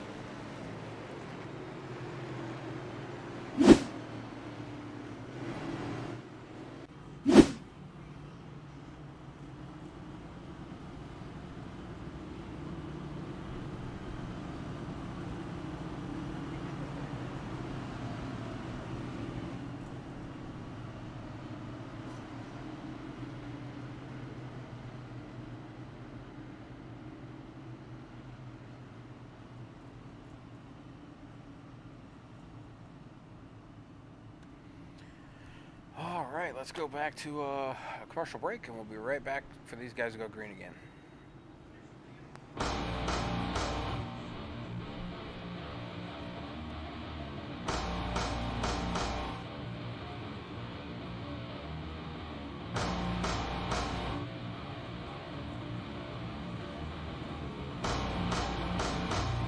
Give me fuel, give me fire, give me that which I desire.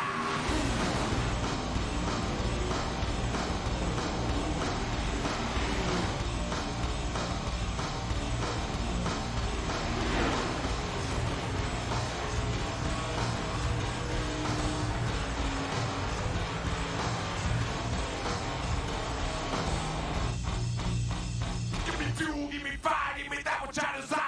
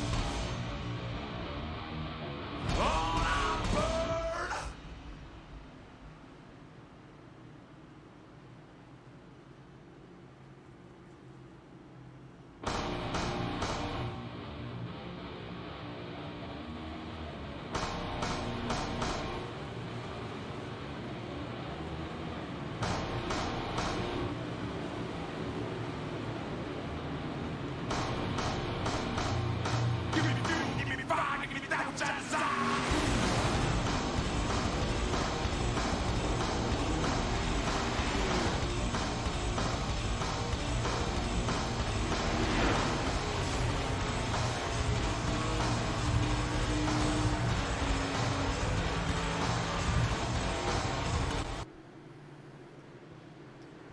All right, looks like we are going back green here. These guys are coming off turn 4. They are back up to speed, and John Goonkuns is leading them into turn 1 and 2, followed closely by Bryce Boyer. Shad Swatsworth giving up second to go to third, with Bryce Boyer going underneath him. Wes Fuller, teammate of Shad Swatsworth. Hopefully these two can work together to try to get by the top 2. Shad on a little bit older tires than the rest of the field there.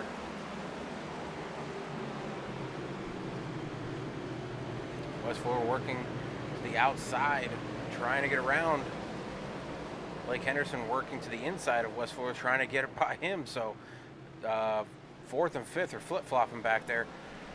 Top two, John Goodkunt's getting passed by Bryce Boyer. We got a new leader. Bryce Boyer out to the front now.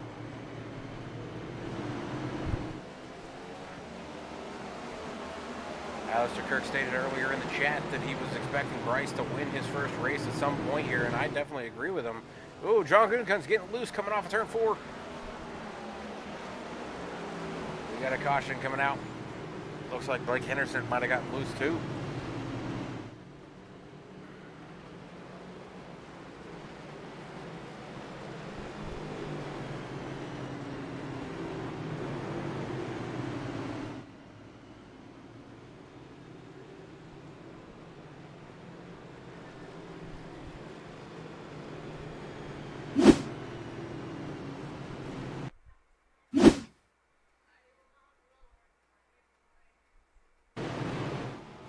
Goongun's coming off the same turn. Blake Henderson also getting loose in the same spot. Must be oil on the track at this point. I don't know.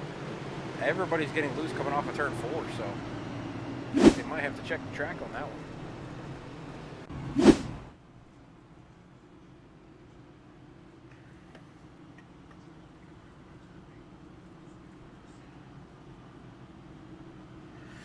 Bryce Boy, you're gonna copy, buddy. Yeah, gotcha. All right, you're back out front. Alistair and I were talking earlier in the chat saying you were definitely due to get your first win here anytime soon, and you're on your way. You were up front earlier, had a little bit of an issue, slipped back to the back of the field, and have worked your way all the way back up to the front. How were you able to get through the field like that? Trying to keep the nose clean. I mean, this car does not want to handle around traffic, so I've been fortunate enough these cautions I've been getting. I don't know how. Honestly, I don't even know how I'm here right now, but I'll take it. The nose is clean, so we'll just try to keep it clean. Yeah. Yep. Let's so have that lucky rabbit foot tied to the net. Something. Yeah. So just keeping an eye on the gas right now. It looks like we should be good, but yeah, really just trying to keep this nose clean so I can drive the car as I want it. We got 72 laps to go. You've been really fast out there laying down some hot laps. Worked your way through the field and back out front, so we'll see if you can make it to the end here and get your first win. Cool. Good luck. Appreciate.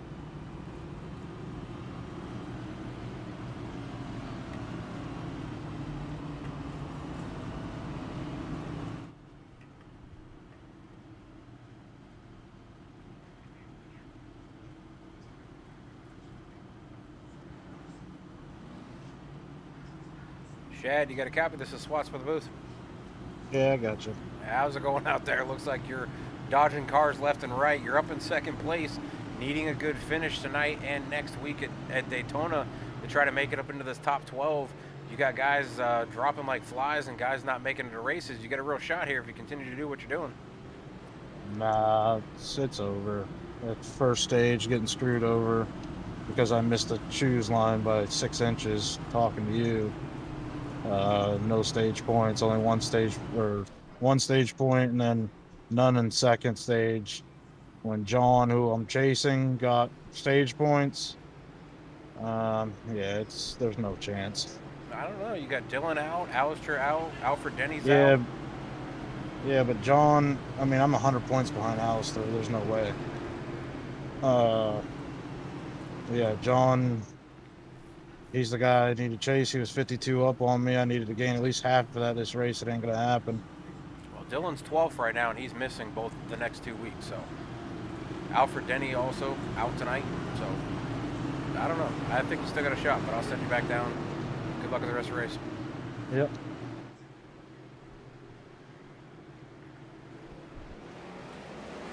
All right, he thinks he's out of the shot, but I think he's still in it. So we'll see where he ends up with the points. I did not know that he got hit with a penalty for missing the choose cone rule, but I didn't even know there was a choose cone on the track. But I guess that was a new thing for tonight. Matt Boone said it earlier, but I didn't know where they were choosing. So, but now it looks like we got another caution coming out. This one again for, it looks like Blake Henderson's involved in this one, and John Goodkunt's also maybe involved in this one. Bryce out front, Wes Fuller second, Shad third. Zachary Aperson 4th, Matt Boone 5th, Gary Donaldson 6th, Matt Smith 7th, Ryan Moutre 8th, Nate Estep 9th, and John Gunkins 10th. I'll pull up those standings real quick just to see what Shad's talking about here. He's sitting 16th right now at 440 points. He needs to chase down 12th place, which is Dylan McDonald, who's at 517, but he's going to miss this week and next week, I believe. Alfred Denny out of the race. He's sitting at 523. Alistair Kirk not here as well. Ryan Moutre having trouble tonight. Matt Steven not going to be here tonight. John Gunkins obviously was leading, but now slipped back to 11th. But Shad's saying that he got hit with a penalty there for the choose cone rule, so he didn't get any stage 1 points. Yeah, that's going to hurt him, but I still think he's got a shot here, depending on what happens this week and next week.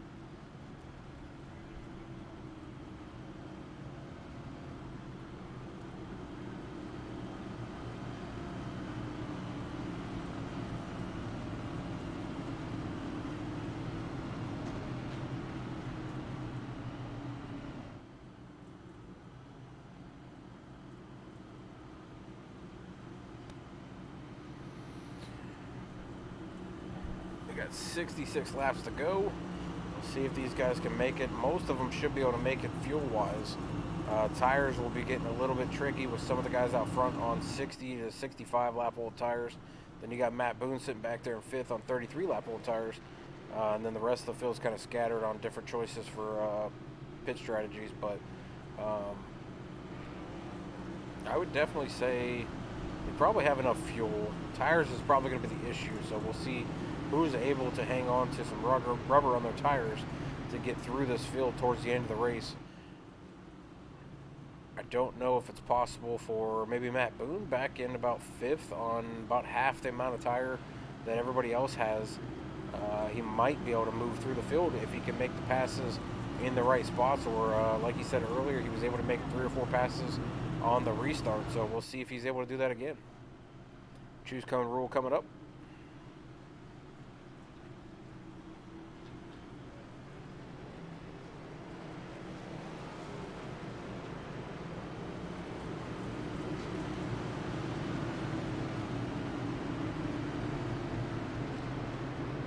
Shad going to move from 3rd to 2nd and take that outside row, see if he can make it work. Wes Fuller's teammate electing to take the inside row behind Bryce Boyer, going from 2nd to 3rd.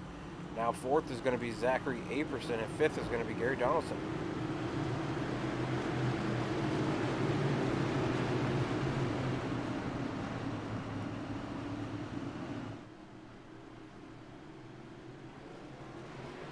Bryce Boyer getting a great jump. Looks like Shad's able to stick with him a little bit. Gets down in front of his teammate. Takes over 2nd place. Wes Fuller now 3rd. Zachary Aperson not having a good time on the outside row. Gary Donaldson is going to take that position from him. Matt Boone going to try to follow him through and take 5th place away. Bryce Boyer getting away from the field. Shad Swartz was 2nd. Wes Fuller 3rd. Stepping away from the rest of the field as well.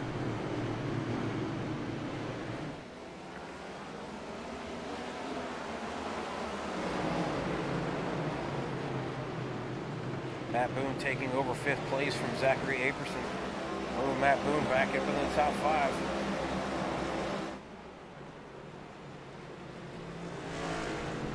Bryce Boyer continuing to lead this race. Scrapes the wall a little bit though coming out of that turn. And we have another caution out on track. This will be the 17th caution of the night. Matt Smith involved in this one.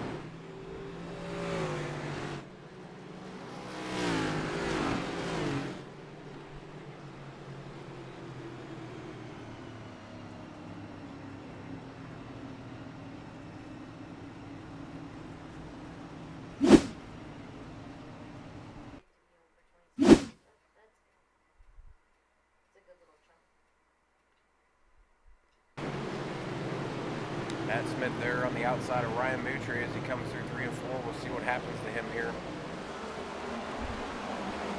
That's turn 1 and 2 as he goes into 3 and 4. Dives it down to the bottom, tries to get back into the gas, makes it out of 3 and 4 with no issues. Goes into 1 and 2. And it whips around on him. No control on that one.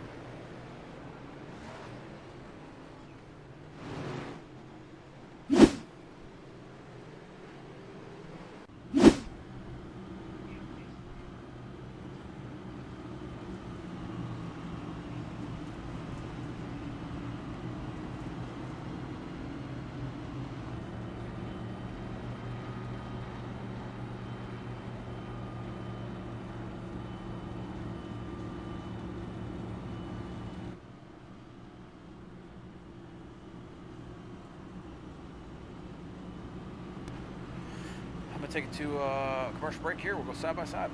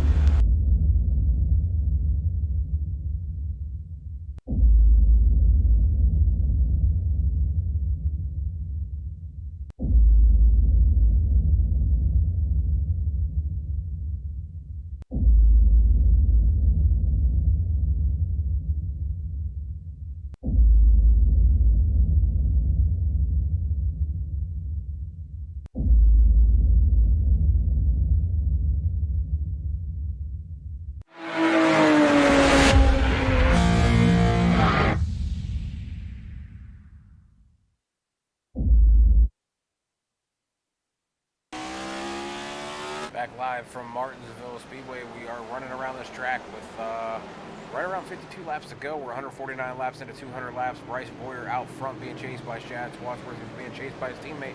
Matt Boone has come back through the field to get to the top three. Gary Donaldson sitting in fourth, Zachary Averson fifth, Nate Step sixth, John Goodcunt seventh, Ryan Moutre eighth, Wes Fuller ninth, and Corey Kobe 10th. Running out the top 10. 51 laps to go in this race. We'll see who can make it to the end on fuel. A lot of these guys have not pitted for at least 70 to 80 laps. Crazy, but as many caution laps as they've been able to conserve and run their pedals either off or shutting the car off or anything like that, they've been able to conserve fuel and tire. And it's definitely working out for the top two guys who have not pitted in 82 laps and 75 laps.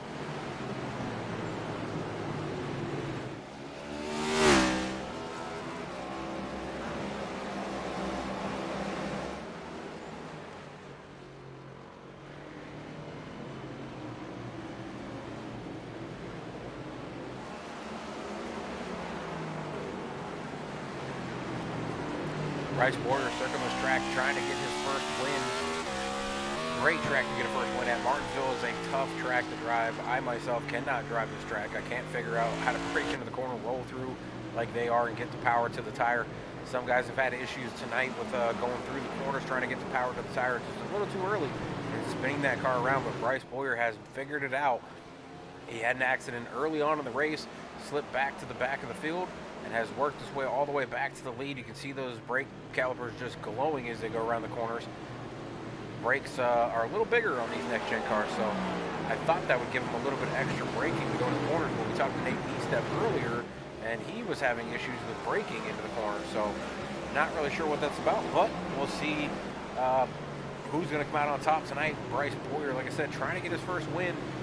No better time than right before the regular season ends. He's currently sitting in the top 10 in the points, trying to get that first win. Chad Schwartzman trying to go for his second win, sitting in second place right now. Matt Boone also going for his second win, sitting in third. Gary Donaldson going for his first win, sitting in fourth. John Gooskens, I believe, does not have a win this season, so he's going for his first win. So three guys in the top 5 looking for their first win of the season. Only 2 guys in the top 5 that already have wins this season, and they were back-to-back before the last road course that Alex Leclerc just destroyed the field on. Bryce Boyer banging it off the wall a little bit there, not slowing him down though.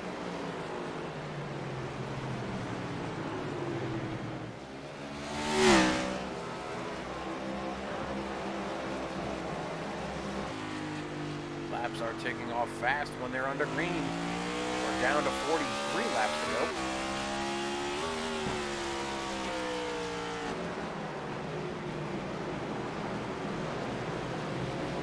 Matt Boone right on the tail of his teammate, the 88. Chad needing great finishes the last 2 races. We'll see if he's able to get up in the top 12 in points.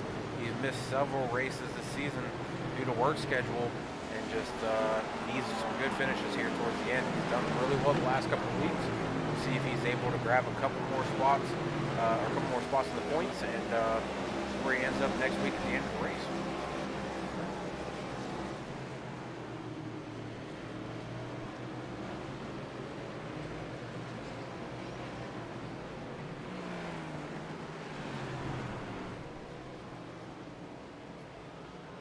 Looks like we got Blake Henderson out 17 laps. We got Angel Santiago down 50 laps, and Alfred Denning down 121 laps. It looks like maybe the 25. Nope, he's out on track. So thought maybe he caught him tonight, but he is out on track, just rolling around this course, trying to finish out the race.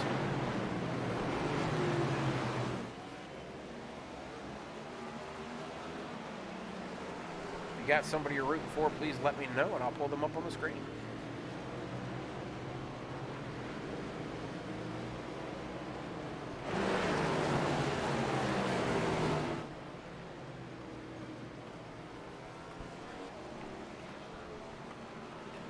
And we got a caution out on track, and this one is going to involve Matt Boone, who was right there in 3rd place.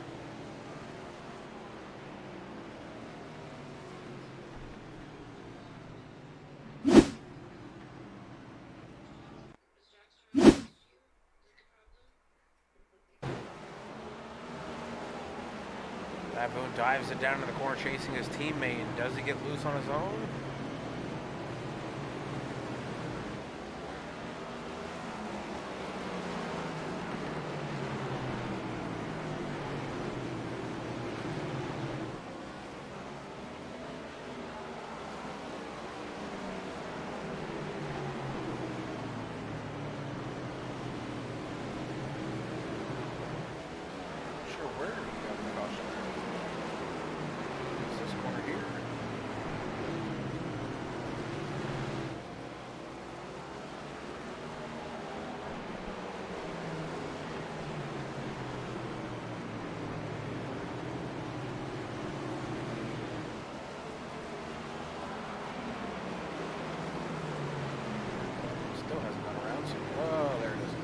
Tried to make up some room and got close to his teammate, but rear end came around him and snapped to the wall.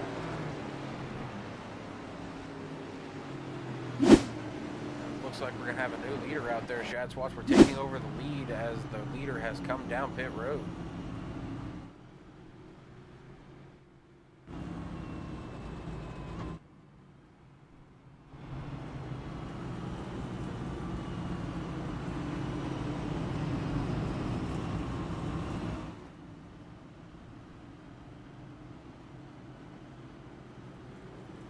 Well, under caution, we'll be right back.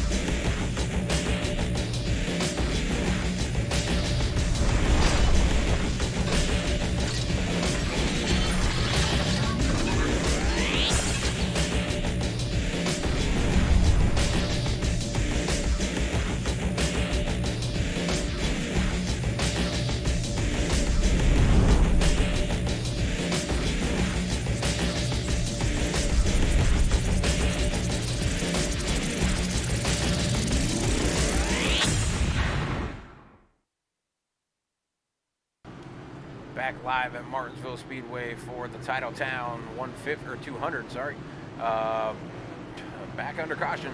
27 laps to go. Shad Swartz back out on the front row with John Gunkins to his outside. Corey Kobe up to third place with Wes Fuller, his teammate, on the outside. 3 CBR drivers in the top 4. Matt Smith sitting in P5. Nate Estep P6. Ryan Mitre P7. Matt Boone, the other CBR driver, sitting in 8th. Gary Donaldson 9th. And Bryce Porter 10th. Pace car is going to go down pit road. These guys are going to come off turn 4 and get her going again and see if they can get going green for a while. Shad's watching the engine in that restart zone, getting a great jump on John Gunkins and the rest of the field. Slides up in front of him and dives down into turn 1 and 2. He's going to try to stay out in front of everybody. He is on really old tires, 100 lap old tires right now, but they have had 19 cautions, so he has been able to conserve tire and fuel. He should be good to go with 26 laps to go now.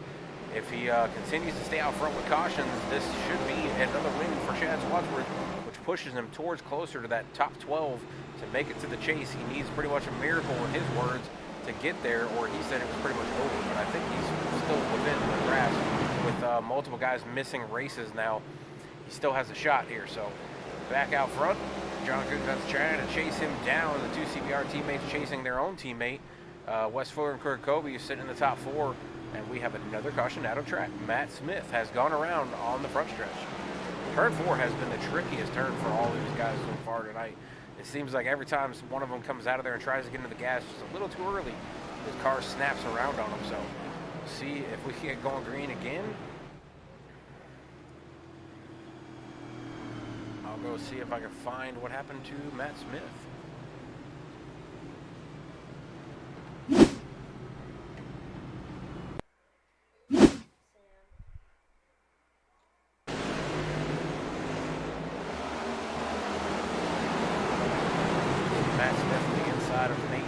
There with Matt Boone chasing him. Matt Smith comes out of turn 2. Actually, turn 4.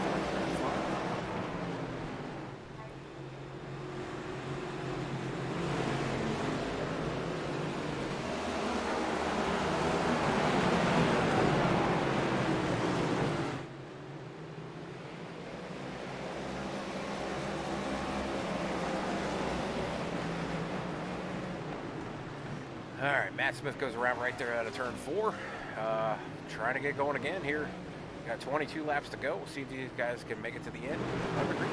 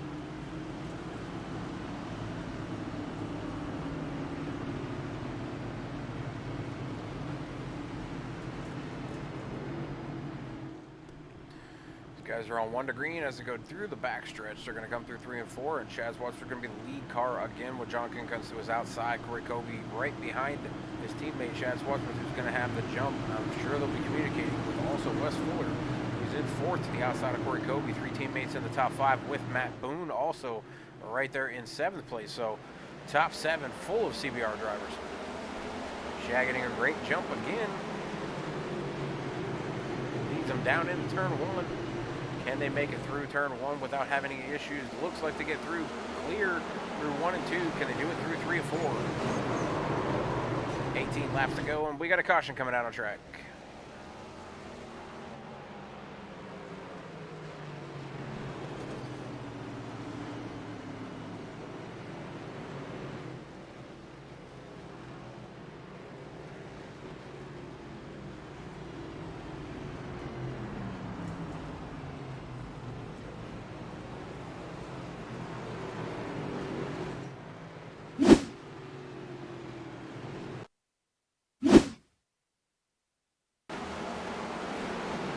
I think Nate Easton might have got turned by Bryce Boyer on this one, and it shoved him right into Corey Kobe and Matt Boone.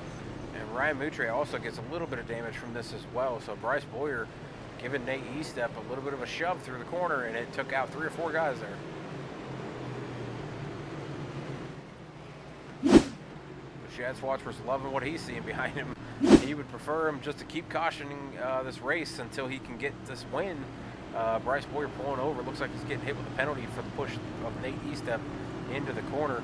Chad Swartzman's out on 109 lap old tires. Going to try to finish out this race without having to pit.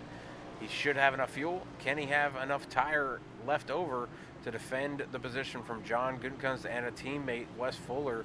Newcomer into the top 4 is going to be Ryan Moutre up to 4th. Corey Kobe going to be 5th. Matt Smith 6th. Nate Eastep 7th. Matt Boone 8th.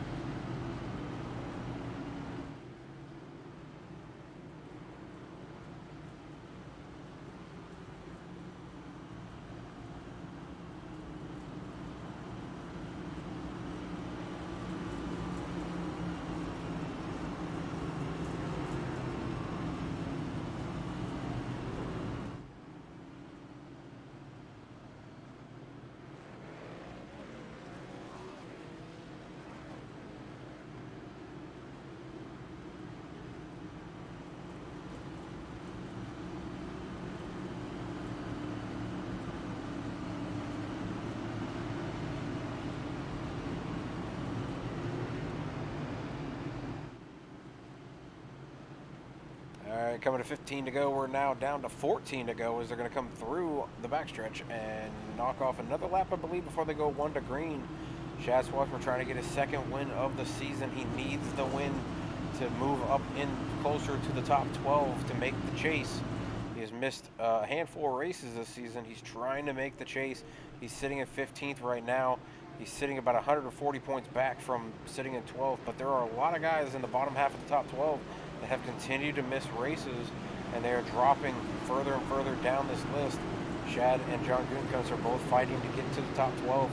They are within reach, but it's going to take a lot of points for both of them. 1 to green now as they come through the backstretch. Pace car will be ducking down into pit road as they come off of turn 4. Or go into turn 3, sorry. Shad going to lead him into the restart zone and try to get that jump again and take the lead into turn 1 and 2. On the gas pedal with Shad, and he is gone for the field, back out front. John Gutekunst going to slide into 2nd place right in front of his teammate, Wes Fuller. Ryan Moutre sliding up the track. Corey Kobe going to take that position, hopefully, from Ryan Moutre. Corey Kobe not able to capitalize on the top 5 position. Battling with Matt Boone and Matt Smith now 3 wide down the front stretch. Can they make it through turns 1 and 2? Battling back here are these guys trying to get back up to the front. Matt Boone on the freshest tires. He's on 5 lap old tires trying to get up through the field. Looks like Bryce Boyer spinning around on turn 4.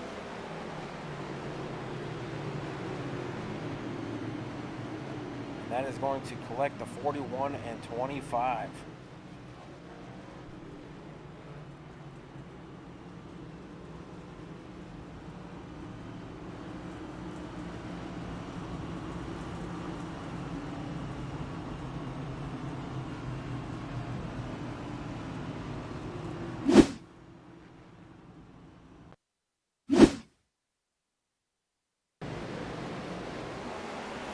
watch Bryce Boyer here as he gets into a little bit loose and spins around, goes hard into the corner, carrying way too much speed and loses the back end.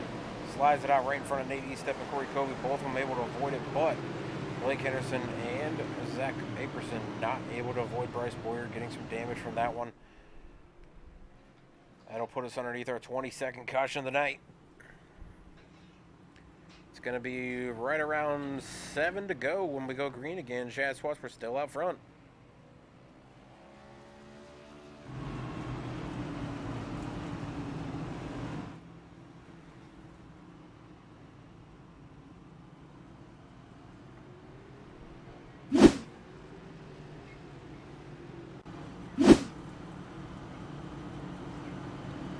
Mama Fuller out there rooting on her son. He is sitting third right now, chasing his teammate in the 88 of Shad Swatsworth. The 53 of John Gunkins has been between them. We'll see where they choose for the choose cone. Does Wes go with his teammate, or does he go with John Gunkins and try to get around him?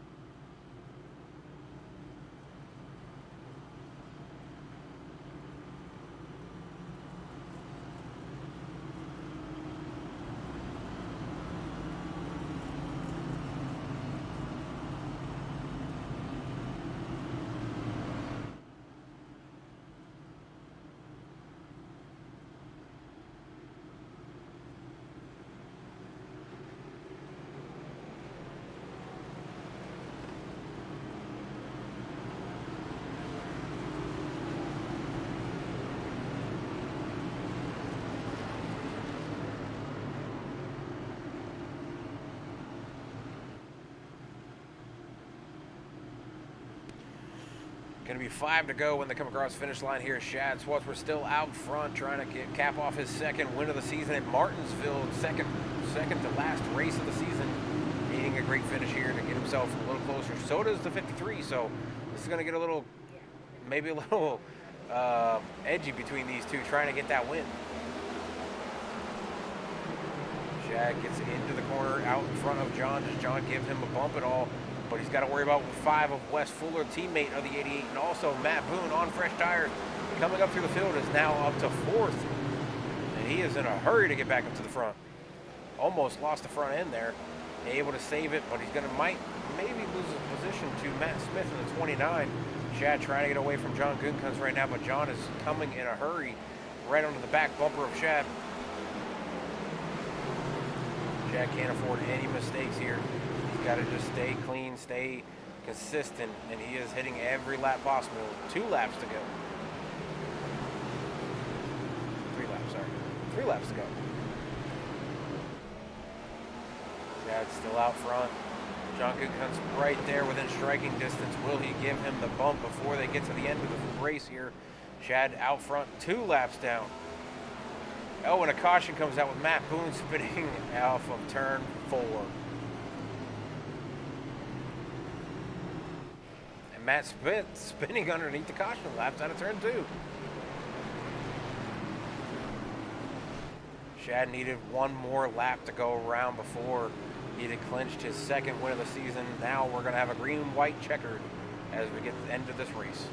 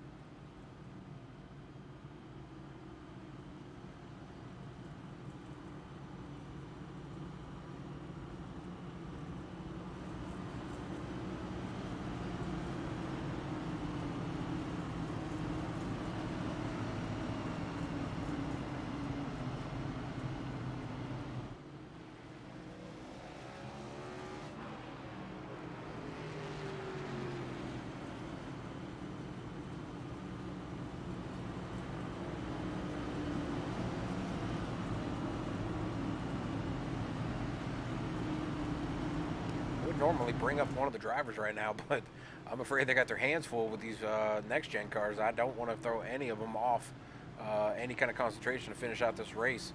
Shad Swatsworth out front, John Cook second, followed by Wes Fuller in third. Nate Estep back up to fourth. Gary Donaldson fifth from his pole position, so he's down 4 positions, but he's still in the top 5. Corey Colby up to 6th. Ryan Moutre 7th. Matt Smith 8th. Matt Boone slipping back to 9th after that spin. Zachary Aperson 10th.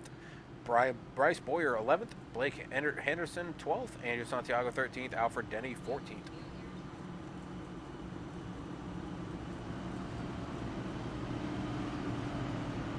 Will Shad Swatsworth be able to take home his 2nd win of the season, or will John Goodkins give him the old bump and run? And then really John's got to worry too, because the 5 is sitting back there, and he would definitely love to cap off this night with a win if John Goodkins and Shad Swatsworth get into it coming to the finish line. I'm sure Mama Fuller out there will definitely be cheering if her son Wes can come away with this win tonight. He was so close to winning a couple weeks ago at Kansas. I think this would definitely make up for it.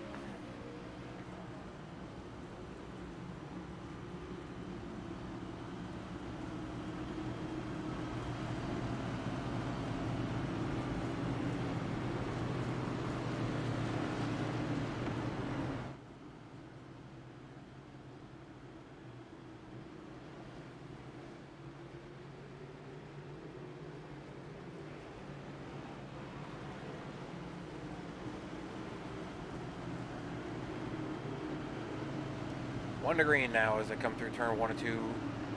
Pace car will be ducking off in turn 3, and we'll go back to green for the first green-white checkered. I think they are allowed 3 green-white checkered, so hopefully we can make it past and get that white flag out there for Shad to take the white flag, or John Goodkins. Somebody else in this field take the white flag. Nate Estep, though, is up in the field. He's on 26 lap old tires, so he's got the freshest tires out of the top 5.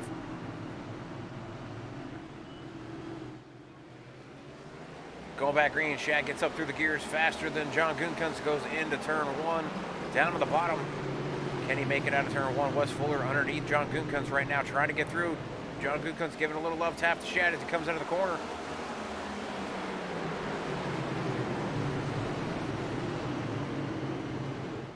Clean through 3 and 4. Whoa, John Goodkins sliding all over the track. Dives it in on the 88 and moves him out of the way. What does Shad do? Shad gets a little loose coming out of turn 2. Spins around with Nate Estep. That is going to be the final lap of the race, and John Goodkins is going to come around to get your win. I don't think the 88 is going to be happy about that move, as he went down onto the curb and took out the leader.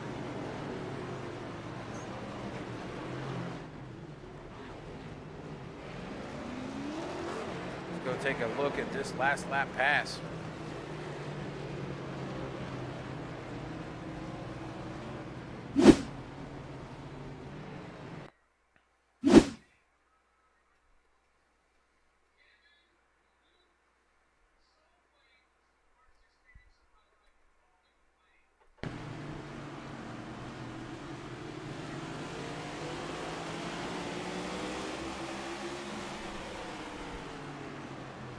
John just went in there and clipped the curb and jumped right up into Shad and moved Shad out of the way. That was, I don't think the 88's going to be happy about that, and I'm not sure everybody else would be happy about that move either, but we'll see.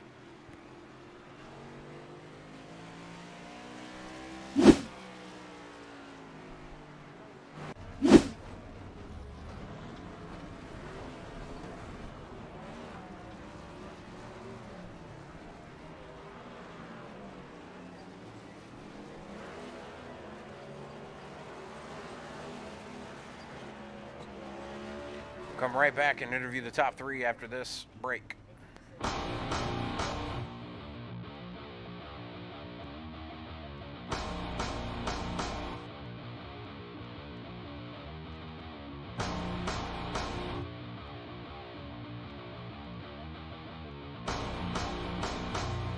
Give me fuel, give me fire, give me that which I desire.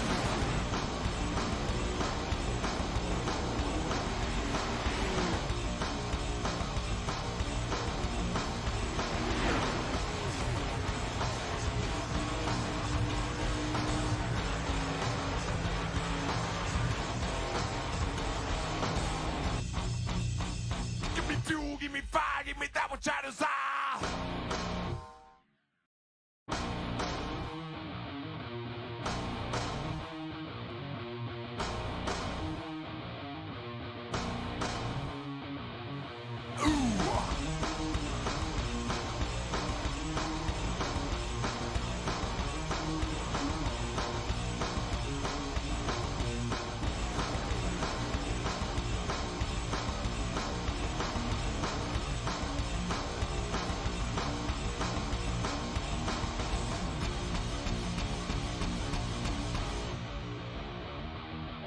On I burn.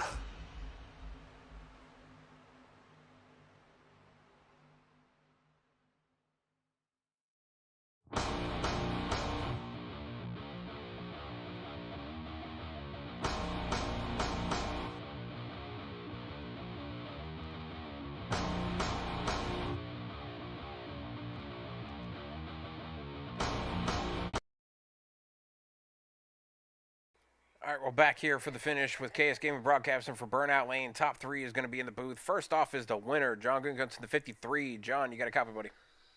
Yes, sir. All right, looks like you had a pretty good race for most of the part. You had a couple slip-ups there. It looks like a few guys had a few slip-ups, but you were able to make your way back through the field. Give us a walkthrough of that last lap pass that you made on the 88 there. Some fans would probably say that wasn't a respectful move going down onto the curb and moving somebody like that, but give us a little walkthrough on your side of it. Yeah. At that point, he was great off the starts, and there wasn't anything I could do to get next to him there. And if we had longer green flag runs, I could get to him, but we kept getting cautions. And at that point, my only option was to try and get under him. And when I went for it, I didn't mean to drive it in there that god awfully hard. I knew I come in a little bit hot, but it got the job done. And a win in this league's a win in this league. I'll take it.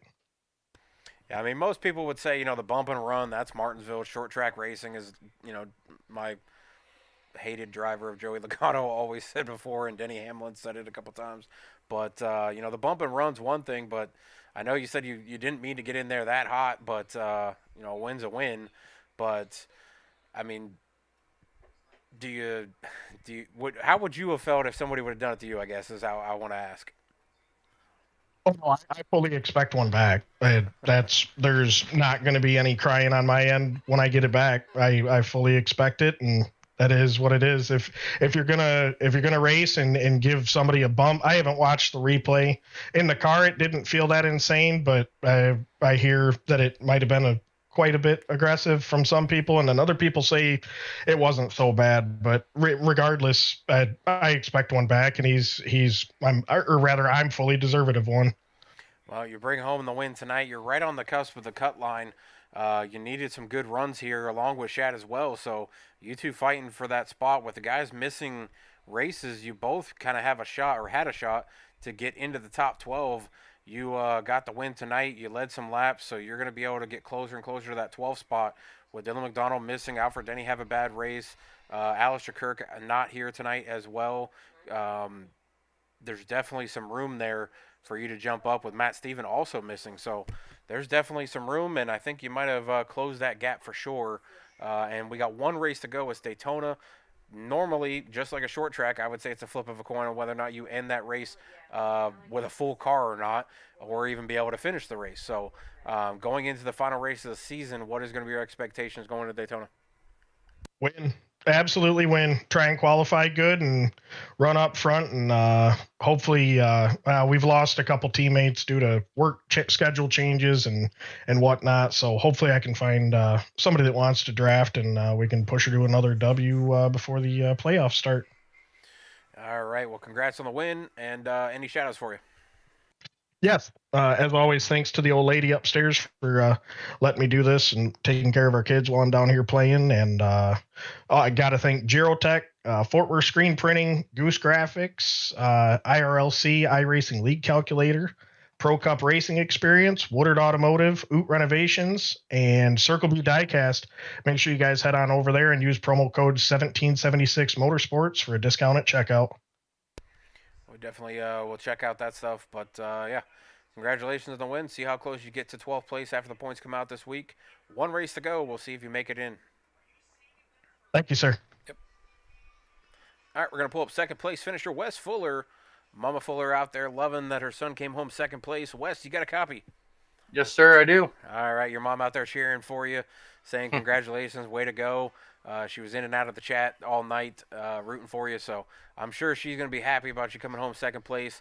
What did you see from your end? I got to ask about the move that the 53 made on the 88, going into that last lap pass that he made. Yeah, just classic Martinsville. This short track racing, man. Oh, now you sound like Denny Hamlin talking about Joe Logano. Oh, don't ever call me Demi Hamlin, ever. I mean, I personally wouldn't have done it. I felt bad about me and the 55 making contact on the last lap, but I mean, you're going for it's the last lap. You're going for the win. Sometimes the racer in you does stuff that the normal person in you wouldn't do, and I mean, you and I can yeah, probably agree. Short track racing is bump and runs. Would you consider that to be a bump and run? I don't know. It was. You can say it. Come on. Blake said to get you guys talking, so come on. John's my buddy. Shad's my teammate. I don't know. Let's just put it this way. I wouldn't have done it. But it's like pulling teeth with you drivers. You gotta do what you gotta do in order to win these races. These things are pretty hard to win, but you're going for it, man. What are you gonna do? It's either win or have a drag race to the checker flag and finish second. I'm okay with bumping and running a little bit. It's just not in me to do that, though. Well, now John said he would expect a payback to come, and he would not whine about it. We've heard about, in real life, they talked about Ross Chastain getting into Denny Hamlin, getting into other drivers, being super aggressive. One of the things Dale Jarrett said this weekend was he doesn't think that, Ross should change his driving style or aggressiveness or anything like that, but he wants to see how he acts when it comes back, because eventually it's going to come back. Now, John said he's not going to cry about it. We'll see what happens there. I don't know if Shad will repay him. I think that was Shad's shot to get to the top 12. So now he's going to be a contender in the chase. And if John makes the chase, just like they think Ross will not make the top 4 for the championship race because somebody will probably wind up taking him out eventually, that could be a huge factor in the chase if the payback comes later on. It could. I don't know if he'll actually pay him back like that, or I don't know. It's just that's the fun part about you broadcasters, just talking about it. Yeah, I can stir up some trouble like Blake told me to do. It makes you guys look. It gives you guys something to talk about. That's for sure. Well, you definitely had a great race. You came through the field multiple times. Got up into the top 3. You were watching the battle for the lead there, bringing home second. Any shout-outs for you? I know you got one in particular. My mom, obviously. Thanks for watching. If my dad's watching, thanks to him. I know I want to thank Dylan McDonald's for sponsoring me for this series. I haven't got to talk to you at all this year. This is my first top 5. My first top 5. You got to talk to me during stage breaks. I've killed it on the bonus points this year. That's the only reason why I'm in top 4. But top 5s has really been lacking. I kind of felt like I could have won 2 or 3 times this year. I know Vegas, Kansas probably. I had a real good shot at Indy. But I'm just happy to actually get to talk to you in a broadcast booth and not after the race. But yeah, Dylan McDonald, he sponsored me for this deal, and gotta give a big shout out to him and the Titletown Sim Racing and Media. Crap, who's in my car? Gutter Pro for sponsoring me. I give a shout out to my whole family. I know we're all thinking about my sister. This whole iRacing thing is pretty much a dedication to her. Every car that I have has her ribbon on it. Shout out to my dogs, my girlfriend, or my fiance now. Sorry, Oh, we get wait a married minute, next wait a month. minute. You said the We dogs before you said your fiance. You better hope she don't rewatch the stream. oh, she knows we like the dog better than each other. Oh, No, I I'm was say just you kidding. said dogs and then girlfriend, but it's actually fiance. So This fiance, we're getting married next month, so gotta thank her for letting me do this and not complain about it too bad. You guys for putting everything out. All my buddies at Titletown Racing for all their support, and then all the guys at CBR for uh, allowing them to race, allowing me to race with them and have fun with them. And kind of wish Shad would have got this win, but man, that was a crazy race. definitely That's was, for but sure. we definitely give you a big shout out for your second place finish. See what you can do next week at Daytona. It's going to be a flip of a coin. I feel like it's the same as a short track for me. Flip of a coin on whether or not I even finish the race. So we'll see what That's happens next week. it's just a good thing we're pretty much locked into the chase. So next week's just gonna kind of be a go for all and win it. And if I can't, then at least I don't have anything to lose, I guess. Well, congratulations, and we'll see if we catch you next week. Sounds good. Thank you, sir. Yep.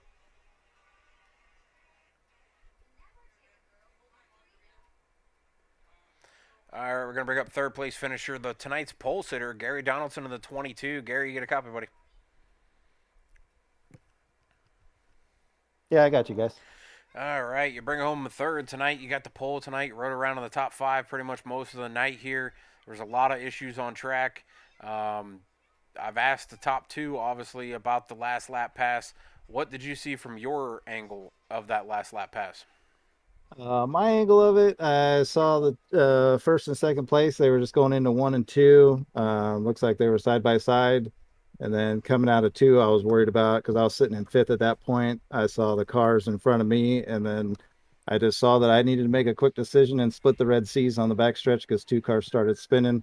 And that's pretty much how I saw it. I didn't really see what happened between the first and second place guys, but I was just trying to watch the cars ahead of me, and then all of a sudden I had a wreck to avoid. Well, yeah, you got the pole tonight. You were really fast in qualifying.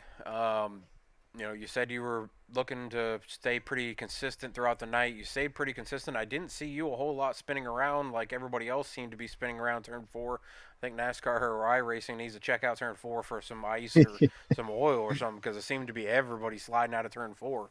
What was the difficulties with the track as the sun set? You and I talked earlier, and it was more grip because of the cooler temperatures, but I wasn't seeing any grip coming out of turn four. Yeah, what it seemed like to me was if you barely clipped the curb, your car just automatically would want to go around. Or if you were coming out of turn four too low, the car didn't like that at all. So I think that's what a lot of it was either people were just barely clipping the curb and it would send them around, or they were just coming too low out of the corner and the car has no grip down there. Gotcha. Well, great finish. Third place gives you some more points. You're in the top 10 in the point standings. I think you're up to like seventh or sixth. So continuing the trend to go forward. And we'll see what you can do next week at Daytona. Obviously, another track where it's pretty much a flip of a coin on whether or not you finish that race. Yes. So we'll Yes. see. With you being pretty much in the top six, top seven, you should be pretty safe. With as many guys are missing races and not coming to the track, you should be pretty safe on making it to the chase. So we'll see where you end up next week and any shout outs for you. Yeah, I want to just shout out my team owner, Blake, Tombstone Racing, and all my teammates, Zach, Ryan. They were in the race. Um, they everybody in this league is pretty good. I know people have their problems at times, but when you have a short track like this, problems are expected, and it's not a surprise that we had as many issues as we did tonight. But hopefully, we can all move along and go to Daytona next week and have a good, clean race again. Well, we definitely appreciate you jumping up into the booth tonight and talking to you during the stages and bringing it home third tonight. So congratulations on that, and we'll see where you finish out next week. Yeah, thank you very much. I just want to thank you guys too. You guys do a wonderful job week after week, and I know tonight's race was probably not one of the easier ones to do because of all the cautions, but I just want to thank you guys for all the hard work and good work that you guys do for us.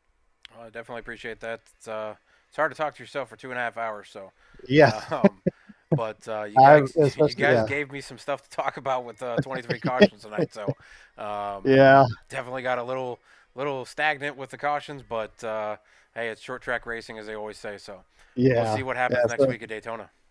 all right, I appreciate it. Thank you very much. Yep. All right, we are going to wrap this up here next week at Daytona. Will be the final race of the regular season. Catch me live at 8:10 Eastern time. Or finish out the super speedway, finish out the regular season. We'll go into the All-Star break and come back for the chase. So give us a follow, subscribe, whatever you got to do on YouTube, Facebook, Twitch, and the upcoming sim racing channel whenever it comes out on Roku TV.